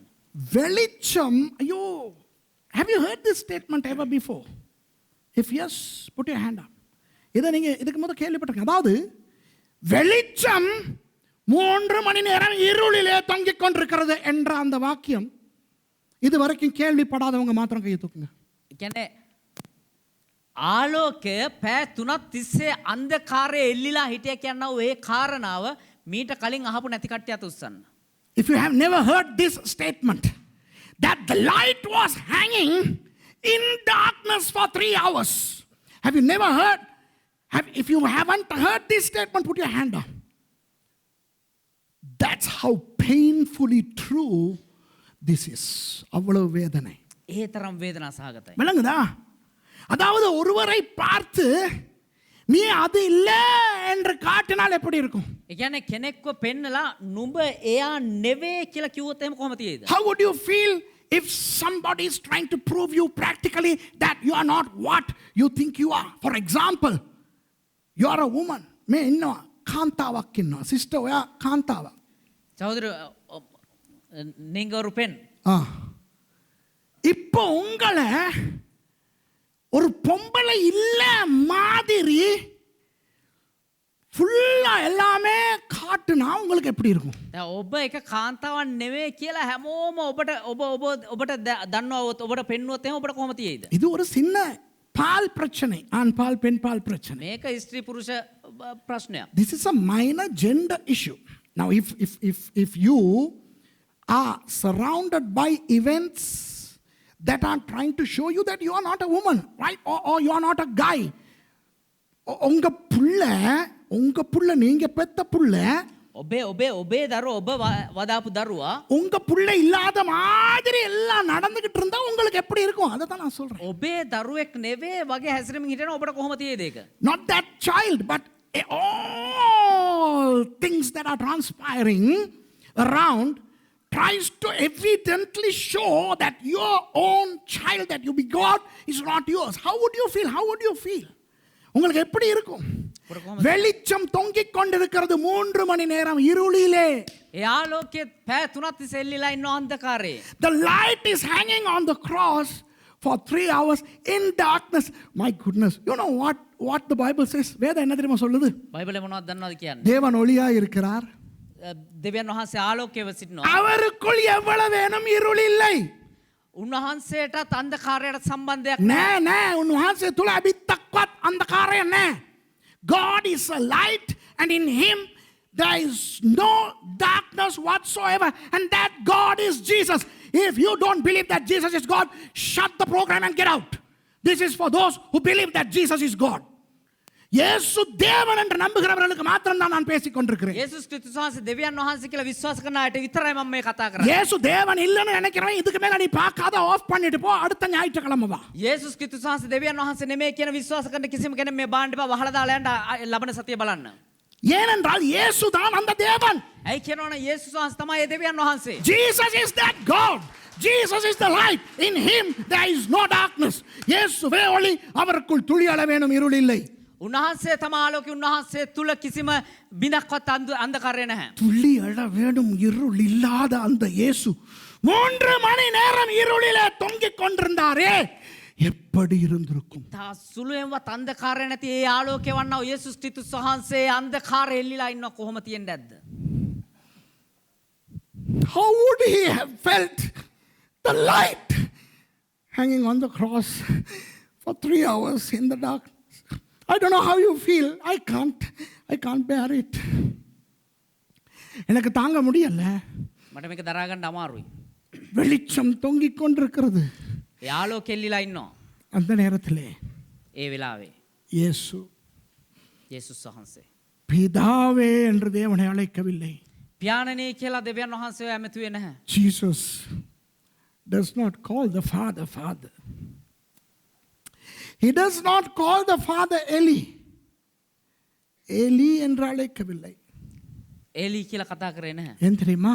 ඒ දන්නවද? எபிரேய மொழியில நாங்க பேசுற எபிரேய மொழியில நான் அவரும் பேசுற எபிரேய மொழியில பேச எனக்கு தகுதி இல்லை என்று நினைத்தார். අපි කතා කරන ඔය මමත් දෙවියන් වහන්සේත් කතා කරනව ඒ භාෂාවෙන් මට ඔබ වහන්සේත් එක්ක කතා කරන්න සුදුසුකම නැහැ කියලා උන්වහන්සේ හිතුවා. Jesus thought, I'm not worthy to call my father in the way I used to. Uncle and auntie, husband and wife, Brother Metta, wife, you and your wife, you have your personal ways of address, don't you?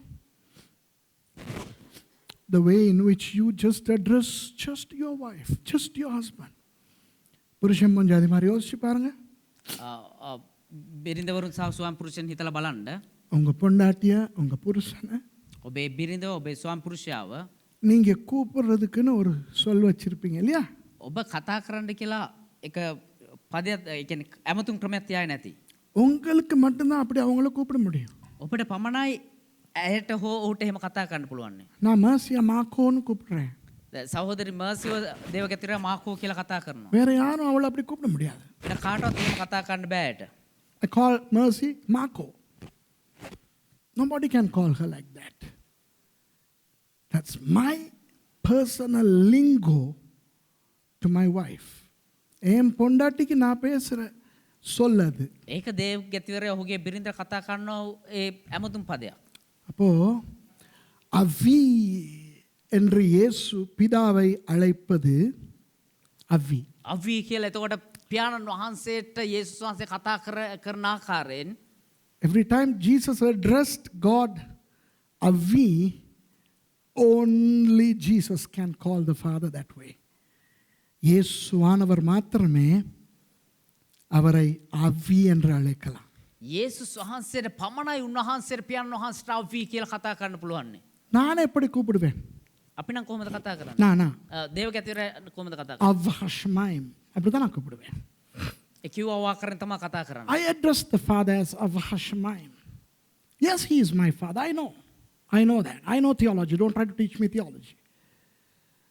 I know theology. எனக்கு இறையியல் தெரியும். මට දේව ධර්මය දන්නවා. தேவன் பிதா.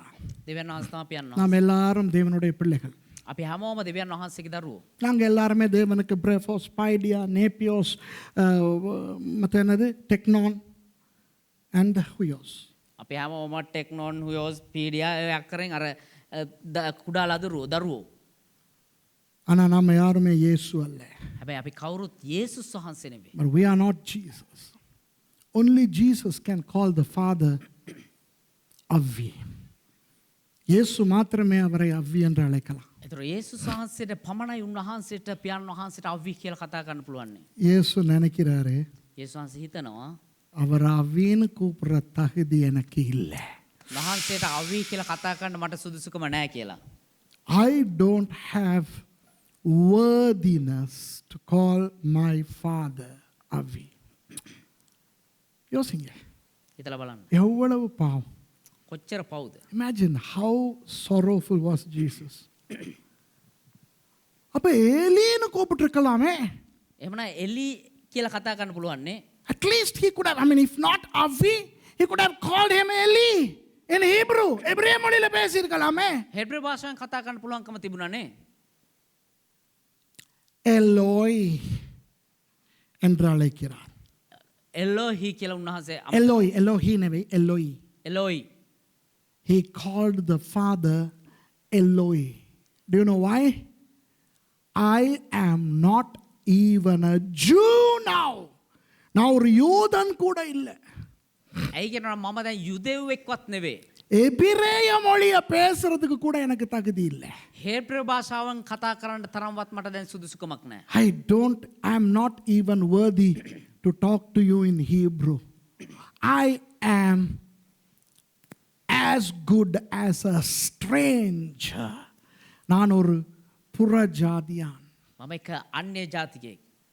ஆகவே அப்பா என்று அழைக்க முடியாது.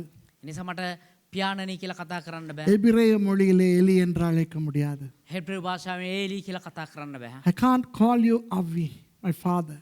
I can't call you Eli in Hebrew. So let me be that stranger with all the curse on me, left by the people and left by you. மனிதர்களாலும் கைவிடப்பட்டு உங்களாலும் கைவிடப்பட்ட தனித்த அந்த அந்நியனாய் நான் இருக்கிறேன். මනුෂ්‍යම් විසිනුත් අත්හැරියනු ලැබව ඔබ වහන්සේ විසිනුත් අත්හැරියනු ලැබව තනි වුණු එක අන්‍ය ජාතිකයෙක් මම දැන්. නෑ, අන්‍ය ජාතිකයන් හිටියා. ඒගොල්ලෝ තරම්වත් නෑ. මං තනිකර තනි මම ඉවරයි. මම කාගේවත් නෙවෙයි. කාගේවත් නෙවෙයි. මම තනිම වුණා. මට කියලා කවුරුත්ම නෑ. මට කියලා මොනවත් නෑ. எனக்கு யாருமே இல்லை. நான் அந்நிய ஜாதி கூட இல்லை. நான் யாருடையும் யாரும் இல்லை. எனக்குன்னு யாருமே இல்லை. நீங்களும் இல்லை. உலகமும் இல்லை. I am all alone. I don't have you. I don't have people. I am not even as good as a Gentile. I am absolutely nothing. Eloi, Eloi. Why twice? ஏன் எலோய் எலோய் 2 தடவை? එලොයි එලොයි කියලා ඇයි දෙවතාවක්? இந்த இறையியல் அறிஞர்கள் என்னோட நீங்க ஏற்றுக்கொள்ளாட்டி பரவாயில்ல, கும்பிட்டேன், ஏற்றுக்கொள்ளாதீங்க. මේ දේව ධර්මාචාර්යවරු මගෙත් එක්ක ඒකට එකඟ වුණ නැත්නම් කමක් නැහැ ඒක අතල්ලා දාන්න. I don't care if the theologians, if you homiletically, hermeneutically, biblically, critically, if you don't agree with me, I don't care. He was talking to the rest of the persons of the Trinity. திரித்துவத்தின் மற்ற இரு நபர்களோடும் அவர் பேசிக் கொண்டிருக்கிறார். ඒ ත්‍රිත්වයේ අනිත් දෙදෙනා සමග උන්වහන්සේ කතා කරමින් யார் இங்கே தொங்கிக் கொண்டிருக்கிறார்? කවුද මෙතන මේ එල්ලිලා ඉන්නේ? திரித்துவத்தின் இரண்டாவது நபர். ඒ ත්‍රිත්වයේ දෙවනි තනන් වහන්සේ. Who is hanging on the cross, the second person of the Trinity. And he is calling Eloi to the first person of the Trinity and Eloi to the third person of the Trinity.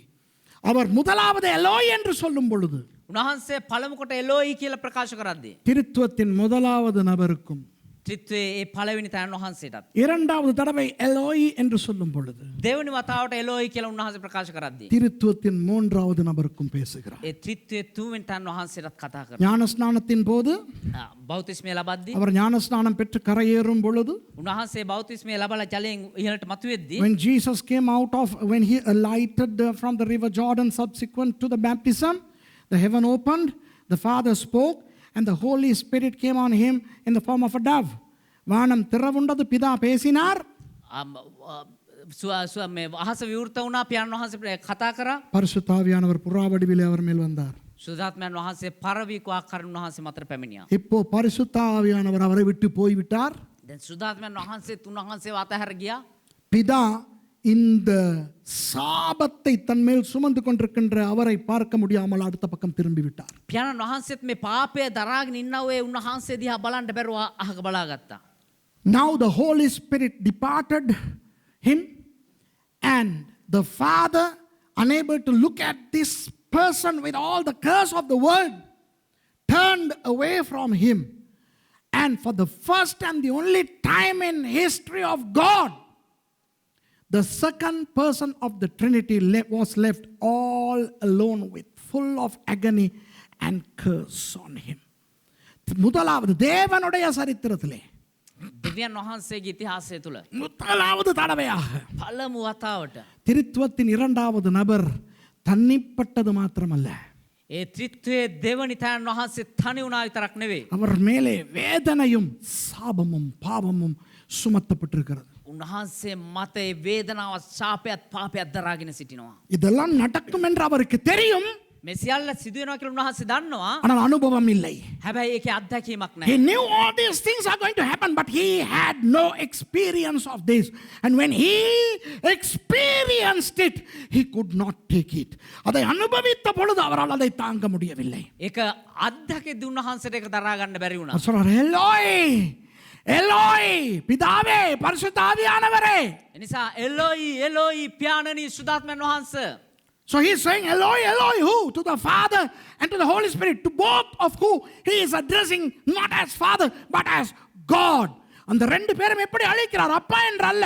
ඒ දෙදෙනාට කොහොමද කතා කරන්නේ පියාණනි කියලා නෙමෙයි. தேவனே, தேவனே. දෙවියනේ දෙවියනේ. லாமா, ஏன், ஏன், ஏன். ලාමා ඇයි. இந்த லாமா என்கிற சொல்லினுடைய அர்த்தம் என்ன தெரியுமா? මේ ලාමා කියන පදේ අර්ථය මොකක්ද இந்த දන්නවද? சும்மா ஏன் அப்படி இல்ல. අර ඇයි එහෙම නෙමෙයි. அந்த ஏங்கிறது எத்தனை விதமா கேட்கலாம்ல? ඇයි කියන එක විවිධාකාරයෙන් අහන්න පුළුවන්. ஏன், ඇයි ஏன், ඇයි ஏன், ඇයි எத்தனை விதமா கேட்கலாம். කොයි ආකාරයෙන් අහන්න පුළුවන්. This why can take many forms, Why? Why? Huh? Why? I mean, this why was, you can't do this. You don't do this. You're not supposed to do this. Why? இப்படி செய்ய முடியாது நீங்க. ඔබහන්සේ මෙහෙම කරන්න හොඳ නැහැ. நீங்க இப்படி செய்யற ஒரு ஆள் இல்ல. ඔබහන්සේ මෙහෙම කරන කෙනෙක් නෙවෙයි. ஏன் சாதாரண தெரியுமா நம்ம வாழ்க்கையில அப்படி இருக்கு. ஏன் நீ எனக்கு இப்படி செஞ்ச? ඇයි උඹ මට මෙහෙම කරේ? Why did you do this to me? You are not supposed to do that. I mean, you are not that kind. நீ அப்படி செய்யற ஒரு ஆள் இல்ல. එහෙම කරන කෙනෙක් නෙමෙයි ඔයා. உங்களை யாராவது ஏமாத்தினா நீங்க அப்படி சொல்லுவீங்களா இல்லையா? ඔබ කවුරු රැවට්ටුවොත් එහෙම ඔබ එහෙම අහනවද නැද්ද? உங்களுக்கு யாராவது நம்பிக்கை துரோகம் செய்தா කවුරු හරි ඔබේ විශ්වාසය කැඩුවා නම් நீங்க அவங்க கிட்ட இப்படி கேட்பீங்களா இல்லையா? ඔබ එයා ගාවට ගිහලා අහනවද නැද්ද එහෙම? If somebody breaks their trust in you and if they deceive you, wouldn't you ask that? Why? I never expected this from you. Why did you do this to me? ஏன் நீ எனக்கு இத செஞ்ச? ඇයි උඹ මේක මට කරේ? இயேசு என்ன தெரியுமா சொல்றார்? යේසුස් මොනවද දන්නවද කියන්නේ? ஏன் ඇයි? நீங்க இப்படி செய்யறவர் இல்ல, நாங்க பிரிய முடியாது. මෙහෙම ඔබහන්සේ කරන කෙනේ අපිට වෙන් වෙන්න බෑ. We can't separate. We are one. We are one in three and three in one. How? Why? Lama. நாங்க மூணு ஒன்னு ஒன்னு மூணு நாங்க ஒன்னு. ஏன் எலோய் எலோய் ரெண்டு பேருக்கு நீங்க எலோய் நீங்க எங்க? Where are you? Eloy, you are not here. It's all dark. You can't do that. Lama. අපි තුන්දෙනාම එක්කෙනා තුන්දෙනෙක් ඇයි කොහොමද එහෙම කරේ? ஷவக்தானி. என்றால் என்ன தெரியுமா? ශවක්තානි කියන්නේ මොකක්ද දන්නවද? முழுக்க கை விடுறது. සම්පූර්ණයෙන්ම අත්හැරියා. එක්කේඩාவது කෙට්ටු පෝනු විடுறது. ඕන මොන හෙනයක් හරි තොපිට ගැහුවා වයි මම සම්පූර්ණයෙන්ම අත්හැරියා කියපු එක තමයි ශවක්තානි. Shavakthani means a complete redundancy, a disownership. It's like I don't give a damn as to what's going to happen to you. I am out. So that's complete redundance. இப்படி பண்ணிட்டீங்களே. ஐயோ මෙහෙම කරානේ. விளங்குதா? நம்ம என்ன நினைக்கிறோம்? අපි මොනවද හිතන්නේ? என் தேவனே ஏன் என்னை கைவிட்டீர்? මගේ දෙයියනේ මගේ දෙවියනේ ඇයි මාව අත්හැරියේ? My God, why have you forsaken me? I mean, it is just a statement to us, but it was the most painful, agonizing feeling Jesus ever had in his life. இது நமக்கு ஒரு வெறும் வாக்கியம். අපිට මේක එක නිකම්ම වාක්‍යයක් විතරයි. ஆனால் இயேசுவானவருக்கு இது என்ன தெரியுமா? හැබැයි යේසුස් වහන්සේ මේක මොකක්ද දන්නවද? அவருடைய வாழ்க்கையிலே උන්වහන්සේගේ ජීවිතේ இந்த மாதிரியான ஒரு பயங்கர நிலைக்கு அவர் தள்ளப்பட்டதே இல்லை. ඒ වගේ භයානක තත්වයකට උන්වහන්සේ පැමිණලාම නැහැ. Let me take you even a little further. Many people may not like this, or many people may not want to agree with me. I don't care. நான் இன்னும் கொஞ்சம் கொண்டு போறேன். சில பேருக்கு இது புரியாது, அல்லது சில பேருக்கு இதை ஏற்றுக்கொள்ளவும் கஷ்டமா இருக்கும். තවදුරට ඔබ ඉදිරියට ගෙන යන සමහරුන්ට මේක පිළිගන්න බැරි, සමහරුන්ට මේක තේරුම් ගන්නත් බැරි වෙයි. அந்த லாமா என்ற சொல் இருக்கிறதே அராமிய மொழியிலே, ඒ ලාමා කියන ඒ වචන පදේ තියෙනවා නේද අරමික් භාෂාවෙන්? அது ஒரு குற்றப்படுத்தும் சொல். ඒක ඇවිල්ලා එක චෝදනා සහගත පදයක්. The Aramaic word for lama. Now, if you don't know Aramaic, don't come to talk to me. Those of you who are watching me. Now, don't say I don't agree. If you don't agree, I don't care. But if you want to talk to me, to disagree with me, you better know your Aramaic well, okay? The word lama in Aramaic is an expression of accusation. Can you believe that the Godhead was accusing? The second person of the Trinity was accusing the first and the third persons of the Trinity. The திருத்துவத்தின் இரண்டாவது நபர் මේ ත්‍රිත්වයේ දෙවනි තැනන් වහන්සේ திருத்துவத்தின் முதலாவதும் மூன்றாவதுமான நபர்களை குற்றப்படுத்துகிறது மாதிரி கேட்கிறார். ඒ ත්‍රිත්වයේ පළවෙනි තැනන් වහන්සේගෙනුත් තුන්වෙනි තැනන් වහන්සේගෙනුත් අර චෝදනාවක් කරන ආකාරයෙන් අහන්නේ. இப்போ நம்ம வாழ்க்கையில அது இருக்கா இல்லையா? நம்ம வாழ்க்கையில இது இருக்கா இல்லையா? අපේ ජීවිතේ මේක තියෙනවද නැද්ද? Don't we have this in our lives when somebody does something unexpected in a negative way? don't we say why? And that why connotes a negative accusation. யாராவது நம்ம எதிர்பார்க்காத ஒருத்தர் நமக்கு துரோகம் செஞ்சிட்டா, අපි බලාපොරොත්තු වෙන්නේ නැති ආකාරයෙන් කවුරු හරි අපිට ද්‍රෝහිකමක් කරා නම් ஏன் நீ செய்த, ඇයි මෙහෙම කරේ? அந்த ஏங்கிறதுல ஒரு குற்றம் சுமத்துதல் இருக்கா இல்லையா? ඒ ඇයි කියන එකේ ඒක චෝදනාවක් තියෙනවද නැද්ද? அப்ப இவர் சொல்லும்போது எல்லோ எல்லோ லாமா ஏன் குற்றம் சுமத்தினார். එතකොට ඒලි ලාමා කියද්දි අර එක චෝදනාවක් තියෙනවා එතන. இயேசுவானவர் பிதாவை குற்றம் சாட்டுகிறார், යේසුස් ක්‍රිස්තුස් වහන්සේ පියාණන් වහන්සේට චෝදනා කරනවා. பரிசுத்த ஆவியானவரை குற்றம் சாட்டுகிறார். ඒ වගේම ශුද්ධාත්මයන් වහන්සේට චෝදනා කරනවා. எனக்கு தெரியல உங்களுக்கு இதை எப்படி தாங்க முடியுதுன்னு, என்னாலனா தாங்க முடியல. මම දන්නේ ඔබට මේක දරා ගන්න පුළුවන් කොහොමද කියලා මට හැබැයි දරා ගන්න I අමාරුයි. don't know how you are taking this, but I can't take this. Do you know why? I'll tell you something. Take a lovely couple. ஒரு நல்ல ஒரு ஒரு ஒரு ஒரு புருஷன் மஞ்சாதியை கற்பனை பண்ணுங்க. ඉතා ප්‍රේමණීය වූ එක ස්වාම පුරුෂයෙක් බිරිඳක් මෙනෙහි කරගන්න. சும்மா யோசிச்சு பாருங்க, 2 பேர் இருக்காங்களா ஒரு புருஷன் மஞ்சாதி, දැන් හොඳ නිකන් හිතා ගන්න ස්වාම පුරුෂයෙක් බිරිඳක් ඉන්නවා. நல்ல சந்தோஷமான ஒரு தம்பதி. හොඳ ප්‍රීතිමත් වූ පවුලක්. அவங்க ஒருத்தர் குற்றம் சாட்டுவாங்கன்னு உங்களால நம்ப முடியுமா? ඒ එකින් එකා චෝදනා කරගන්නවා කියලා ඔබට හිතන්න පුළුවන්ද? Now when you look at a couple who have lived all their life, marital life in a very unison manner, very beautiful, and all of a sudden one of them starts to accuse the other. Can you believe that? Now there are couples that I know, and if somebody comes and says that man is now blaming his wife for something, I would say no, I don't believe you. No, they're not that kind. They're so lovely, they can't blame each other. If at all, they'll take the blame on themselves, not the other, because they are so lovely. யாராவது வந்து எனக்கு சொன்னாங்கன்னா, எனக்கு தெரிஞ்ச சில தம்பதிகள் உண்டு. කවුරු හරි ඇවිල්ලා කිව්වනම් එහෙම දේවදාසයා දන්න සමහර එහෙම සිදුවීම් තියෙනවා. அந்த புருஷனை அந்த பொண்டாட்டி குற்றம் சாட்டுது. අර ස්වාම පුරුෂයා අර බිරිඳට චෝදනා කරනවා. நான் சொல்ல, நான் நம்ப மாட்டேன், அவங்க அப்படி இல்லை. ඒතර මම කියනවා නෑ මම විශ්වාස කරන්නේ ඒගොල්ලෝ එහෙම නෙමෙයි. அவங்க தம் மேல குற்றத்தை எடுத்துக்குவாங்க, மற்றபடி புருஷன் மேல பஞ்சாயத்து மேல போட மாட்டாங்க. அவங்க அப்படி அல்ல. එයා තමුන්ටම චෝදනා කරගන්නේ. හැබැයි එයා ස්වාම පුරුෂයාට එහෙම නැත්නම් බිරිඳට චෝදනා කරන්නේ ඒගොල්ලෝ එහෙම නෙමෙයි. பிதாவும் குமாரனும் பரிசுத்த ஆவியானவரும் எப்படி? පියාණන් වහන්සේත් පුත්‍රයන් වහන්සේත් ශුද්ධාත්මයන් වහන්සේත් කොහොමද? How are the Father, Son and the Holy Spirit? They are one in essence, one in substance, they are one in unison. After all, they are one in 3 persons. They are not 3 gods, but they are one God. பிதா குமாரன் பரிசுத்த ஆவி என்பவர்கள் 3 தெய்வங்கள் அல்ல.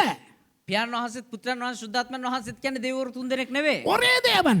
එකම දෙවියන් වහන්සේ. அவர்கள் உணர்விலும் ஒன்று, உணர்விலும் ஒன்று, ඔවුන්ගේ හැඟීම් එක වගේ, அவர்களுடைய அமைப்பிலும் ஒன்று, උන්වහන්සේ ඔවුන්ගේ ස්වරූපයන් එක වගේ. அவர்கள் ஒன்று. උන්වහන්සේ ඒ 3 දෙනාවක් කෙනෙක්. அவர்களுக்குள்ளே எந்த விதமான பிரிவும் வேறுபாடும் கருத்து பிரச்சனையும் இல்லை. ඔවුන් තුල කිසිම ආකාරයේ බෙදීමක් වෙන්වීමක් කිසිම දෙයක් නැහැ. They don't have any disagreement between each other. Never did they have, never will they have, except when Jesus used the word lama. இயேசுவானவர் லாமா என்று சொன்னாரே, යේසුස් වහන්සේ ලාමා කියලා කිව්වනේ. அந்த இடத்திலே மாத்திரம். ඒ ස්ථානයේදී පමණයි. திருத்துவத்திலே ஒருவர் ත්‍රිත්වයේ එක්කෙනෙක් மற்ற 2 பேரையும் குற்றம் சுமத்துகிறார். අනිත් දෙදෙනාට චෝදනාවක් එල්ල කරනවා. அப்போ அந்த சுமத்தின இயேசுவுக்கு எப்படி இருந்திருக்கும்? ඒතොර ඒක දරාගත්තව යේසුස් වහන්සේට කොහොමද? அதை கேட்ட பிதாவுக்கும் பரிசுத்த ஆவியானவருக்கும் எப்படி இருக்கும்? ඒක ඇසුවා පියාණන් වහන්සේට ශුද්ධාත්මයන් වහන්සේට කොහොමද? அவங்களுடைய உணர்வை பாருங்க கொஞ்சம். උන්වහන්සේගේ ඒ කියන්නේ පියාණන් වහන්සේගේ ශුද්ධාත්මයන් වහන්සේගේ ඒ හැඟීම හිතලා බලන්න. How would Jesus have felt? And how would the Father and the Holy Spirit have felt? For the first and the only time in history, there was a temporal disharmony within the Trinity because of us. தேவனுடைய சரித்திரத்திலே ஒரே ஒரு தடவை දෙවියන් වහන්සේගේ ඉතිහාසය තුල එකම එක වතාවක් திருத்துவத்துக்கு இடையிலே ஒரே ஒரு தடவை நம் நிமித்தமாக ஒரு ஒற்றுமையின்மை வந்தது. ඒ ත්‍රිත්වය තුල අපි නිසා අපි කරන කොටගෙන එක බෙදීමක් ඇති වුණා. அவ்வளவு கஷ்டப்பட்டு வாங்கி கொடுத்தது தாங்க இன்னைக்கு நானும் நீங்களும் வச்சிருக்கிற ரட்சிப்பு. ඒතරම් අමාරුවෙන් අපිට ලබා දුන්නා උදේ තමයි ගැලවීම.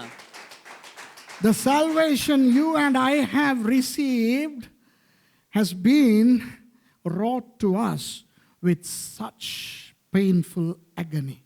ஆனா நம்ம என்ன பண்றோம்? හැබැයි අපි මොනවද කරන්නේ? இயேசு தேவனா? ජේසුස් වහන්සේ දෙවියන් වහන්සේද? Some of us asking, I mean, is Jesus God? I don't think so. நம்ம என்ன சொல்றோம்? நான் நினைக்கல அது இயேசு தேவன்ட்டு. මම හිතන්නේ ජේසුස් වහන්සේ දෙවියන් වහන්සේ කියලා. விளங்குதா? இன்னும் சில பேர் என்ன நினைக்கிறோம்? තව සමහර මොනවද நான் කියන්නේ? திருத்துவத்தை நம்ப மாட்டேன். මම ත්‍රිත්වය විශ්වාස කරන්නේ. அப்படி ஒண்ணு இல்லை. එහෙම දෙයක් නැහැ. அது யூசேபியஸும் ஆகஸ்டினும் சொன்ன சொற்கள். ඔගස්ටින්ස්ලා ඒගොල්ලෝ කියපු එක කතාවන්. And some people, they say, I don't believe in Trinity. The word Trinity was fabricated by Eusebius and Augustine of Hippo and all that kind of stuff. Well, I don't think the Gospels are all true. Well, the textual criticism, the historical criticism, the rhetorical criticism, the literary criticism. Well, C.H. Dodd doesn't believe in that over against Rudolf Bultmann.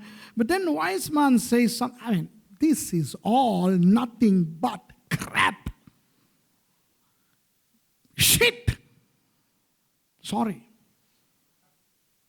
How would Jesus have felt when he said, Eloi, Eloi, lama sabachthani? யோசிங்க இயேசுக்கு எப்படி இருக்கும் இன்னைக்கு ஒவ்வொருத்தன் ஒவ்வொரு கதை சொல்லிக்கிட்டு இருக்கும்போது. හිතලා බලන්න යේසුස් ක්‍රිස්තුස් වහන්සේට කොහොම තියෙයිද එක එක්කෙනා එක එක කතා කියද්දි. சில பேர் සමහරු எனக்கு தொழில் வாங்கி கொடுத்தா நான் இயேசுவை ஏற்றுக்கொள்வேன். මට රැකියාව ලබා දුන්නා නම් මම යේසුස් ක්‍රිස්තුස් වහන්සේව පිළිගන්නවා. Some people, if your Jesus gets me a job, then I will become a Christian. என் கடன்கள் தீர்ந்தா நான் ரட்சிக்கப்படுவேன். මගේ ණය ප්‍රශ්න විසඳුවා නම් මම යේසුස් If my debts are taken care of, I will accept Jesus. If my dying mother is healed, then I will accept Jesus. என் செத்துக்கிட்டு இருக்கிற என்னுடைய அம்மா சுகமாகனா நான் இயேசுவை ஏற்றுக்கொள்வேன். මේ මරණයට පත් වෙමින් ඉන්නවා මගේ මාව සුව කරා නම් මම යේසුස් වහන්සේව පිළිගන්නවා. யோ எவ்வளவு கஷ்டப்பட்டு இந்த ரட்சிப்பை வாங்கி கொடுத்தார் ஐயா இயேசுவானவர். කොතරම් අමාරුකමින්ද යේසුස් ක්‍රිස්තුස් වහන්සේ මේ ගැලවීම අපිට ලබා දුන්නේ. How much pain he had to endure to give us this salvation. And then people are playing pucks with it. மனுஷங்க அதோட விளையாட கூத்தாடிக்கிட்டு இருக்கிறாங்க. මිනිස්සු ඒකත් එක්ක පිස්සු නටාගෙන ඉන්නේ. இயேசுவோட கூத்தாடுறாங்க. යේසුස් වහන්සේත් එක්ක පිස්සු නටනවා. பைபிளோட கூத்தாடுறாங்க. බයිබලෙත් එක්ක පිස්සු නටනවා. Some people are playing jokes with the Bible, playing jokes with, and then somebody says hallelujah is yaksha. Hallelujah demonங்கறான். hallelujah பிசாசுங்கறான். හalleluya කියන්නේ යක්ෂයා කියලා කියනවා. என்னய்யா இது? born again தீவிரவாதம்ங்கறான். බෝනගෙන් කියන්නේ අන්තවාදියෝ කියනවා. இயேசுவானவர் உனக்காகவும் சேர்த்து தாண்டி செத்தார் அப்படி. යේසුස් ක්‍රිස්තුස් වහන්සේ ඔබත් වෙනුවෙන් තමයි මැරුණේ. Jesus died even for those people who mock Christianity, who mock the born again thing. Hey, you know what? I am glad that I am saved. நான் ரட்சிக்கப்பட்டதுக்காக நான் ஆண்டவருக்கு நன்றி சொல்றேன். මම ගැලවීම මට දුන්නා ගැලවීම නිසා මම දෙවියන් වහන්සේට ස්තුති කරනවා. எனக்கு இன்னும் நிறைய பேச இருக்கு. තව බොහෝ දේ මට කතා කරන්න තියෙනවා. I have a lot to speak, but I think I'm going to stop. Do you know why I'm going to stop? நான் நிறுத்த போறேன். ஏன் தெரியுமா? මම නවත්තන්න යනවා දන්නවද? இதுக்கு மேல நான் பேசினேன்னா මීට වඩා මම කතා කරා නම් இதுல விழுந்து புரண்டு நான் அழ ஆரம்பிச்சேன்னு சொன்னா உங்களுக்கு யாரையும் என்னைய நிறுத்த முடியாது. මෙතන පෙරලි පෙරලි මම අඩන්න ගත්තොත් ඔබ කාටවත් මාව නවත්තන්න I have a lot that I can speak about this, but I will not be able to control myself. I will just roll on the stage and start crying, and that will become a scene of the century. அது இந்த நூற்றாண்டினுடைய கூத்தா மாறிடும். ඒක මේ වර්ෂයේ මේ පිස්සුවක් විදිහට මාරු වෙයි ඊට පස්සේ. எத்தனை பேர் சொல்லுவீங்க உண்மையா? ඇත්තටම කී දෙනෙක් කියනවද? நீங்க சொல்லும்போது சில விஷயம் என்னைய குத்திக்கிட்டு போச்சுன்ட்டு. ඔබ කියද්දී සමහර කාරණා මට දැනුණා ඇනුණා රිදුණා Certain කියලා. things just pricked my soul. How many of you would say? Praise God, because you have a heart.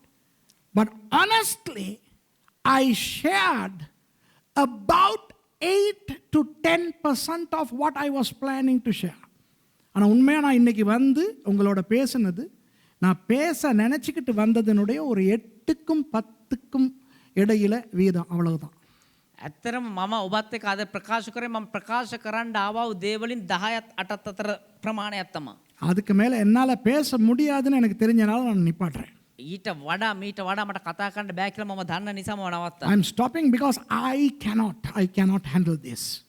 You know, just the thing that the light was hanging on the cross in darkness for 3 hours. I mean, that blows my mind. I'm becoming like a madman here. You know, my neurotransmitters in my brain are playing pucks with the receptor sites and all. I think I'm getting into a depression here. என் மூளையே குழம்புது. அந்த அந்த அந்த இருட்டுக்குள்ள வெளிச்சமானவர் தொங்கிக்கிட்டு இருந்தாருன்னு நினைக்கும் போது මගේ ඔළුව අවුල් වෙලා මාව අන්ධකාරයට රැගෙනයි තව කතා කරොත් මම. இதெல்லாம் தெரிந்தவர் தான். මේ හැමදේම දන්න කෙනා තමයි. தான் காட்டிக் கொடுக்கப்பட்ட அன்று ராத்திரியிலே அப்பத்தை எடுத்து அதை ஸ்தோத்திரம் பண்ணி அதை பிட்டு நீங்கள் இதை வாங்கி புசியுங்கள், இது உங்களுக்காக பிற்கப்படுகிற என்னுடைய சரீரம் என்றார். දැනගෙන මේ දේවල් දැනගෙන තමයි යේසුස් වහන්සේ තමා පාවා දෙනු ලැබූ රාත්‍රියේ රෝටි රැගෙන ස්තුති කොටය කඩා මේ නුඹලා වෙනුවෙන් කැඩෙන්නා වූ මාගේ ශරීරය කියලා කිව්වේ. Knowing what's going to transpire on Golgotha, Jesus took the bread on the night of betrayal and broke the bread and said, this is my body that is broken for you. And when you sup, eat this in remembrance of my death till I come.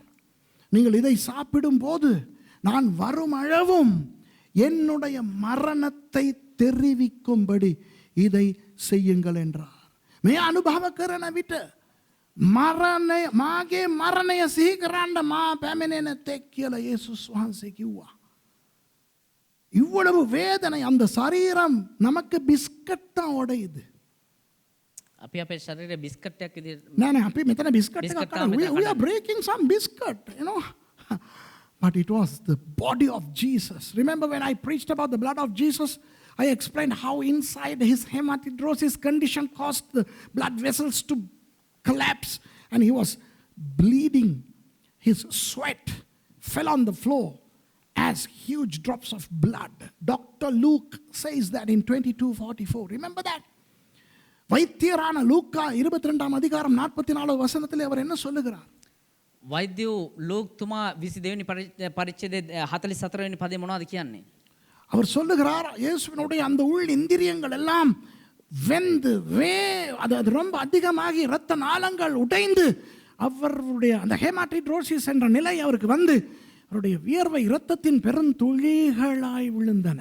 උන්වහන්සේගේ ඇතුළාන්තයේ සියල්ල කැඩි බිඳි පොඩි වෙලා අර හේමාඩ්‍රොසිස් කියන ඒ රෝගයට ගොදුරු වෙලා ඒ රුධිරය ඒක රෝගයක් නෙවෙයි, ඒක වෛද්‍යමය ශාරීරික තත්වයක්. ඒක රෝගයක් නෙවෙයි. යේසුස් වහන්සේ තුළ කිසිම රෝගයක් තිබ්බේ නැහැ. එවන් තත්වයක් ඇති වෙලා ඒ ලේ නහර ඒ ස්නායු පුපුරලා ඒ ලේ එළියට දහඩිය ඉතා විශාල ලේ බින්දුමෙන් වැගුරුණා කියලා වෛද්‍යවරයා වන ලූක්තුමා 22:44 කියනවා. Because Jesus knew this is what's going to happen. I am the light and I'm going to hang for 3 hours in darkness. Hey, that's unfathomable.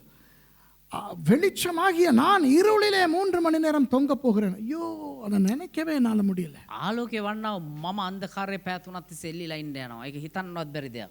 ஆனால் එනමුත් நான் உயிர் தெழும்ப போகிறேன். මනාවත නැගිටින්න යනවා. But I am going to resurrect. Woo, hallelujah. And after supper he took the cup and he said, hey, this is the new covenant of my blood. போஜனத்தின் பின்பு அவர் பாத்திரத்தை எடுத்து, இது புதிய உடன்படிக்கையினாலான என்னுடைய இரத்தமாயிருக்கிறது. භෝජනෙන් පසු උන්වහන්සේ කුසලාන රැකෙන මේ නුඹලා උදෙසා පිටවන්නා වූ නව ගිවිසුමේ කියලා කිව්වා. ஆகவே இதையும் நீங்கள் குடிக்கும் பொழுது මේ නුඹලා පානය කරන මොහොතේදී என்னுடைய மரணத்தை நீங்கள் தெரிவிக்கிறீர்கள் என்றார். මගේ මරණය සීකරපල්ලා කියලා කිව්වා. இந்த கையிலே வேதனை. මේ පැත්තෙන් වේදනාව. In this hand, all that pain, agony, Eloi lama sabachthani. இந்த கையிலே என் தேவனே ஏன் என்னை கைவிட்டீர்? මේ මගේ දෙවියනේ ඇයි මාව අත්හැරියේ? ஆண்டவரை பார்த்து சொல்றார். ஆண்டவர் யார் தெரியுமா? දෙවියන් වහන්සේ දිහා බලලා කියනවා. දෙවියන් වහන්සේ කියන්නේ කවුද දන්නවද? சாதாரண இஸ்ரவேலுக்கே சாதாரண மனுஷனுக்கே சொல்றாரு. සාමාන්‍ය මනුෂ්‍යයාම කියනවා නෑ சாமானிய மனுஷயா திஹா බලලා දෙවියන් වහන්සේ කියනවා நான் உன்னை விட்டு விலகுவதும் இல்லை உன்னை கைவிடுவதும் இல்லை. මම නුඹෙන් වෙන් වන්නෙත් නැහැ නුඹව අත්හරින්නෙත් නැහැ කියලා. Now God says to the normal man, to the normal Israelite, I will never leave you nor forsake you. He who said that to the normal person left Jesus and forsook Jesus on the cross for us. அதை சொன்ன தேவன் එහෙම කියපු දෙවියන් වහන්සේ நமக்காக අපි උදෙසා ஹலோ உங்களுக்காக ඔබ උදෙසා எல்லாம் சொல்லுங்க எனக்காக நீங்க சொல்லுங்க හැමෝම කියන්න මා උදෙසා say with me for me say for you that's for you හැමෝම කියන්න මම උදෙසා இயேசுவை கைவிட்டார் விட்டு விலகினார். යේසුස් වහන්සේ අත්හැරියා අත්හැරලා උන්වහන්සේ අයින් වුණා. அதாவது ஆண்டவர் தன்னோட சுபாவத்தையே குழப்பினார். කියන්නේ උන්වහන්සේ දෙවියන් වහන්සේ තමුන්ගේ ස්වභාවයම අත්හැරියා. God acted against his own character. His character is full of love. His character is full of non-forsaking love. He will never leave us. He will never forsake us. But he distorted his character on Jesus by leaving Jesus and forsaking Jesus for us. தேவனுடைய தன்மை தேவனுடைய சுபாவமே யாரையும் அவர் கைவிடுவதும் இல்லை அவர்களை விட்டு விலகுவதும் இல்லை. දෙවියන් වහන්සේගේ ස්වභාවය උන්වහන්සේගේ ගුණාන්ගේම කිසිවෙකු අත්නෑරීම සහ කිසිවෙකුන් වෙන් නොවීම. அங்க இஸ்ரேல்காரன் முறுமுறுத்துக்கிட்டு புலம்பிக்கிட்டு போறான். මේක ඉස්රායල් මිනිස්සු කොඳුරගමින් යනවා. இவர் அக்கினி தூணா போவாராம் மேகஸ்தம்பமா போவாராம். උන්වහන්සේ ගිනි ටැඹක් ආකාරයෙන් යනවා වලා ටැඹක් ආකාරයෙන් යනවා. The Israelites were grumbling and mumbling and murmuring, complaining, and they are traveling. But God, He is leading them in the form of a fire of pillar of fire and a cloud. Wow! But He forsook Jesus and left Jesus redundant for us. அந்த தேவன் நமக்காக இயேசுவை விட்டு விலகினார் கைவிட்டார். ඒ දෙවියන් වහන්සේ අපි වෙනුවෙන් යේසුස් ක්‍රිස්තුස් වහන්සේව අත්හැරියා උන්වහන්සේගෙන් වෙන් වුණා. அதுதான் இது. ඒ තමයි මේ රොටිය. இன்றைக்கு நீங்க திருவிருந்து எடுக்கும்போது අද ඔබ මේ අන්තිම රාත්‍රී භෝජන සහභාගී වෙද්දී வேற எதையும் நினைக்காதீங்க இதை மட்டும் நினைங்க. වෙන කිසිවක් හිතන්න එපා මේ දේ පමණක් මෙනෙහි කරන්න. When you take part in the communion today, don't think about the other things which are very important. But today, just Eloi, Eloi, lama sabachthani. இன்றைக்கு நீங்க நினைக்க வேண்டியது அந்த எல்லோய் எல்லோய் lama sabachthani மட்டும்தான். අද ඔබ මෙනෙහි කරගත්ත යුත්තේ ඒලෝ ඒලෝ එලාමා සබක්තානි කියන ওই දේ පමණයි. எனக்காக මා වෙනුවෙන් வெளிச்சம் ආලෝකය இருட்டுல தொங்குது. අන්ධකාරයේ එල්ලුණා. For me, the light was hanging in darkness. Rise up to your feet, please. தயவு செய்து எழும்பிருங்க. කරුණාකර නැගී සිටින්න. பாஸ்டர் ராஜா முன்னால வாங்க. பாஸ்டர் முனசிங்க முன்னால வாங்க. பாஸ்டர் துஷார முன்னால வாங்க. பாஸ்டர் மகேஷ் கீழே இறங்க. வேற யாரு? ஓகே. Thank you, Jesus. இப்போ இதில் நல்ல செய்தி என்னவென்றால் යහපත් වූ දේ මොකක්ද කියනවා නම් the good news is our story of the cross does not end with the bread. சிலுவையின் கதை அப்பத்தோடு முடியவில்லை. ඒ කුරුසේ කතාව රොටියත් සමග අවසන් වුණේ නැහැ. திராட்சரசமும் இருக்கிறது. ඒකට මිදියුෂක් තිබෙනවා. The wine is there and the wine is the symbol of joy, victory and resurrection. இந்த திராட்சரசம் என்பது உயிர் தெழுதல், ඒ මිදියුෂ කියන්නේ නැවත නැගිටීම, வெற்றி. ජයග්‍රහණය. இங்க ஒரு ஜோக் தெரியுமா உங்களுக்கு? මොකක්ද දන්නවද විහිළුව? Do you know a nice little joke? There was one other time when Jesus used the same expression. My God. இயேசு ஆனவர் යේසුස් වහන්සේ என் தேவன் என்று சொன்ன இன்னும் ஒரே ஒரு சந்தர்ப்பம் இருக்கு. මගේ දෙවියනේ කියලා කියවව තවත් மகே தேவியான் මගේ දෙවියන් කියලා කියවව තවත් අවස්ථාවක් තියෙනවා. இப்போ இயேசு ஆனவர் என்றைக்குமே பிதாவை பார்த்து என் தேவனே என்று கூப்பிட்டது கிடையாது. උන්වහන්සේ කවදාවත් පියාණන් වහන්සේ දිහා බලලා මගේ දෙවියන් කියලා කියපු අවස්ථාවක් செக் பண்ணி பாருங்க பைபிள்ல. Now you can check in your Bibles that Jesus never addressed the Father as my God except on 2 occasions. ரெண்டே இடத்துல தான். අවස්ථා දෙකකදීම විතරයි. அதுல முத இடம் தான் இப்ப நான் சொன்னது. ඒ පළවෙනි අවස්ථාව තමයි දැන් කිව්වා වූ අවස්ථාව. அத விளக்கிட்டு தானே கொஞ்சம். අපිට තේරුණානේ ඒක. The first of which is what we talked about today. That I have explicated, say about 8 to 10% or 8-10 வீதம் தெரிஞ்சது. இதுக்கு மேலே என்னைக்காவது நான் பேசணும், ஐயோ மாட்டேன் இவ்வளவுதான், இதுக்கு மேலே நான் பேசவே மாட்டேன். මීට පස්සේ මම මීට වඩා මම කතා කරන්න මෙච්චරම තමයි. But that doesn't mean that I'm going to explain the remaining 90% at some other day. No, never. I don't want that. I told God, no. I don't want to preach this message, but then if you want, I don't know how much I'm going to do. I have done about 8 to 10%. Never again will I go any further. Okay? And the second and the last time he used the same expression is in John chapter 20 verse 17. இரண்டாவது தடவை யோவான் 20:17 அது இருக்கு. நீங்க பிறகு பாத்துக்கிறீங்க. දෙවනි වතාවට යොහාන් 20:17 වෙනි පදයේ මේක තියෙනවා. இவர் உயிரோட எழும்பிட்டார் தானே? උන්වහන්සේ පළවුන්ගේ නැගිට්ට නේද? மகதலேனா மரியாள் வருது. මග්දලේනා මරියා එනවා. You know, when Jesus rose again from the dead, Mary Magdalene comes to him.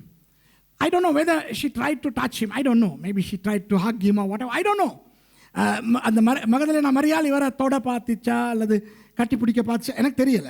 මග්දලේනා මරියා උන්වහන්සේ ස්පර්ශ කරන්න ඇදුවාද මේ බදා ගන්නද දන්නේ නැහැ මම. இயேசு சொல்றாரு, යේසුස් වහන්සේ කියනවා என்ன தொடாத. මාව ස්පර්ශ කරන්න එපා. Jesus says, don't touch me. 3 times he uses the word my.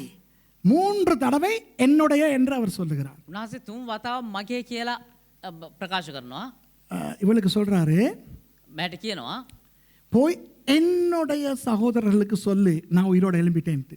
ගිහිල්ලා මගේ සහෝදරයන්ට කියන්න මම නැවත නැගිට්ටා කියලා. He says, go and tell my brethren that I am risen again. My brethren. Okay, that's the first my. முதலாவது என்னுடைய.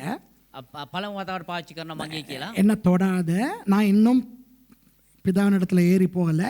මාව ස්පර්ශ කරන්න මාව අල්ලන්න එපා. මම තාමත් පියාණන් වහන්සේ වෙතට ගියේ නැහැ. Don't touch me. I am not ascended to the Father yet. Now go and tell my brethren. போய் என்னுடைய சகோதரங்களுக்கு சொல்லுங்க. ගිහිල්ලා මගේ සහෝදරයන්ට කියන්න அப்படி நான் எழும்பிட்டேன்ட்டு. මේ මම ජීවමානව ඉන්නවා කියලා. Okay, that I have risen again. When he was addressing God, you know what he said? அந்த இடத்துல ஆண்டவரை பத்தி சொல்லும்போது என்ன தெரியுமா சொல்றாரு? ඒ ස්ථානේ දෙවියන් වහන්සේ ගැන කියනකොට உன்னுடைய தேவனிடத்துக்கும் என்னுடைய தேவனிடத்துக்கும் නුඹේ දිව්‍යන් වහන්සේට මගේ දිව්‍යන් වහන්සේටත් to your father and my father and to your God and my God I haven't gone yet. உன்னுடைய தேவனுக்கும் என்னுடைய தேவனுக்கும் உன்னுடைய பிதாவுக்கும் என்னுடைய பிதாவுக்கும் நான் இன்னும் போகல அப்படிங்கிறத சொன்னார். ඔබේ දෙවියන් වහන්සේටත් මගේ දෙවියන් වහන්සේටත් ඔබේ පියාණන් වහන්සේටත් මගේ පියාණන් වහන්සේට වෙතටත් මම තාම ගියේ නැහැ කියලා. அதுல ஒரு பயங்கர ஆழமான அர்த்தம் இருக்கு. ඒකේ තා භයානක ගැඹුරු රහසක් තිබෙනවා. Jesus was now reinstating the fact that now he is Eli and Avi, my God and my Father. That Eloi, that's gone. That was there. அந்த Eloi lama sabachthani அது முடிஞ்சு போச்சு. අර එලි ලාමා සබක්තානි ඒක ඉවරයි. அதற்காகத்தான் அதை பயன்படுத்துகிறார். ඒක නිසා තා උන්වහන්සේ එතන ඒ දේ உயிர் தெழுந்த இயேசு நம்மோடு இருக்கிறார். ஹalleluya. මලවුන්ගෙන් නැගිට්ටා ඔය යේසුස් වහන්සේ අපිට සමග So සිටිනවා. we have the resurrected Jesus. So let's just give thanks, and when our pastors come and serve you the bread and the wine, we are going to continue to worship God. நாம் பாஸ்டர்மார் உங்களுக்கு அப்பத்தையும் ரசத்தையும் கொடுக்கும் பொழுது අපේ දේවගැතිවරු ඔබ ළඟට ඇවිල්ලා ඒ රොටිත් මිදුසත් ඔබ ලබා දෙද්දී நீங்க அதையும் எடுத்துக்கொள்ளுங்க. ඔබ එයත් ලබා ගන්න. அப்படியே நானும் பின்னால போறேன். එහෙම දේවගැතිවරයාත් අපි පිටිපස්සට යන්න යනවා. யாரும் முன்னுக்கு இருக்க மாட்டோம். කවුරුත් ඉදිරියේ ඉන්නේ නැහැ. ஃப்ரீயா ஆண்டவரை நீங்க ஆராதிங்க. නිදහස්සේ දෙවියන් වහන්සේව නමස්කාර කරන්න. I'm going to go rear. I'm going to pick the guitar up and we are going to have a time of worship. And just feel free to worship the Lord. Okay? Appo nama jom manoma. Our most gracious, loving Heavenly Father, we thank and praise you for the great, tremendous, unfathomable, deep sacrifice that the hilasmos that we cannot understand on the cross. ஆண்டவரே அந்த சிலுவையிலே கிருபாதார பலியாக நீங்கள் மரித்ததை இயேசுவே எங்களால் புரிந்து கொள்ள முடியாது. அந்த வெளிச்சம் எப்படி இருளிலே தொங்கிக் கொண்டிருக்க முடியும் 3 மணி நேரம்?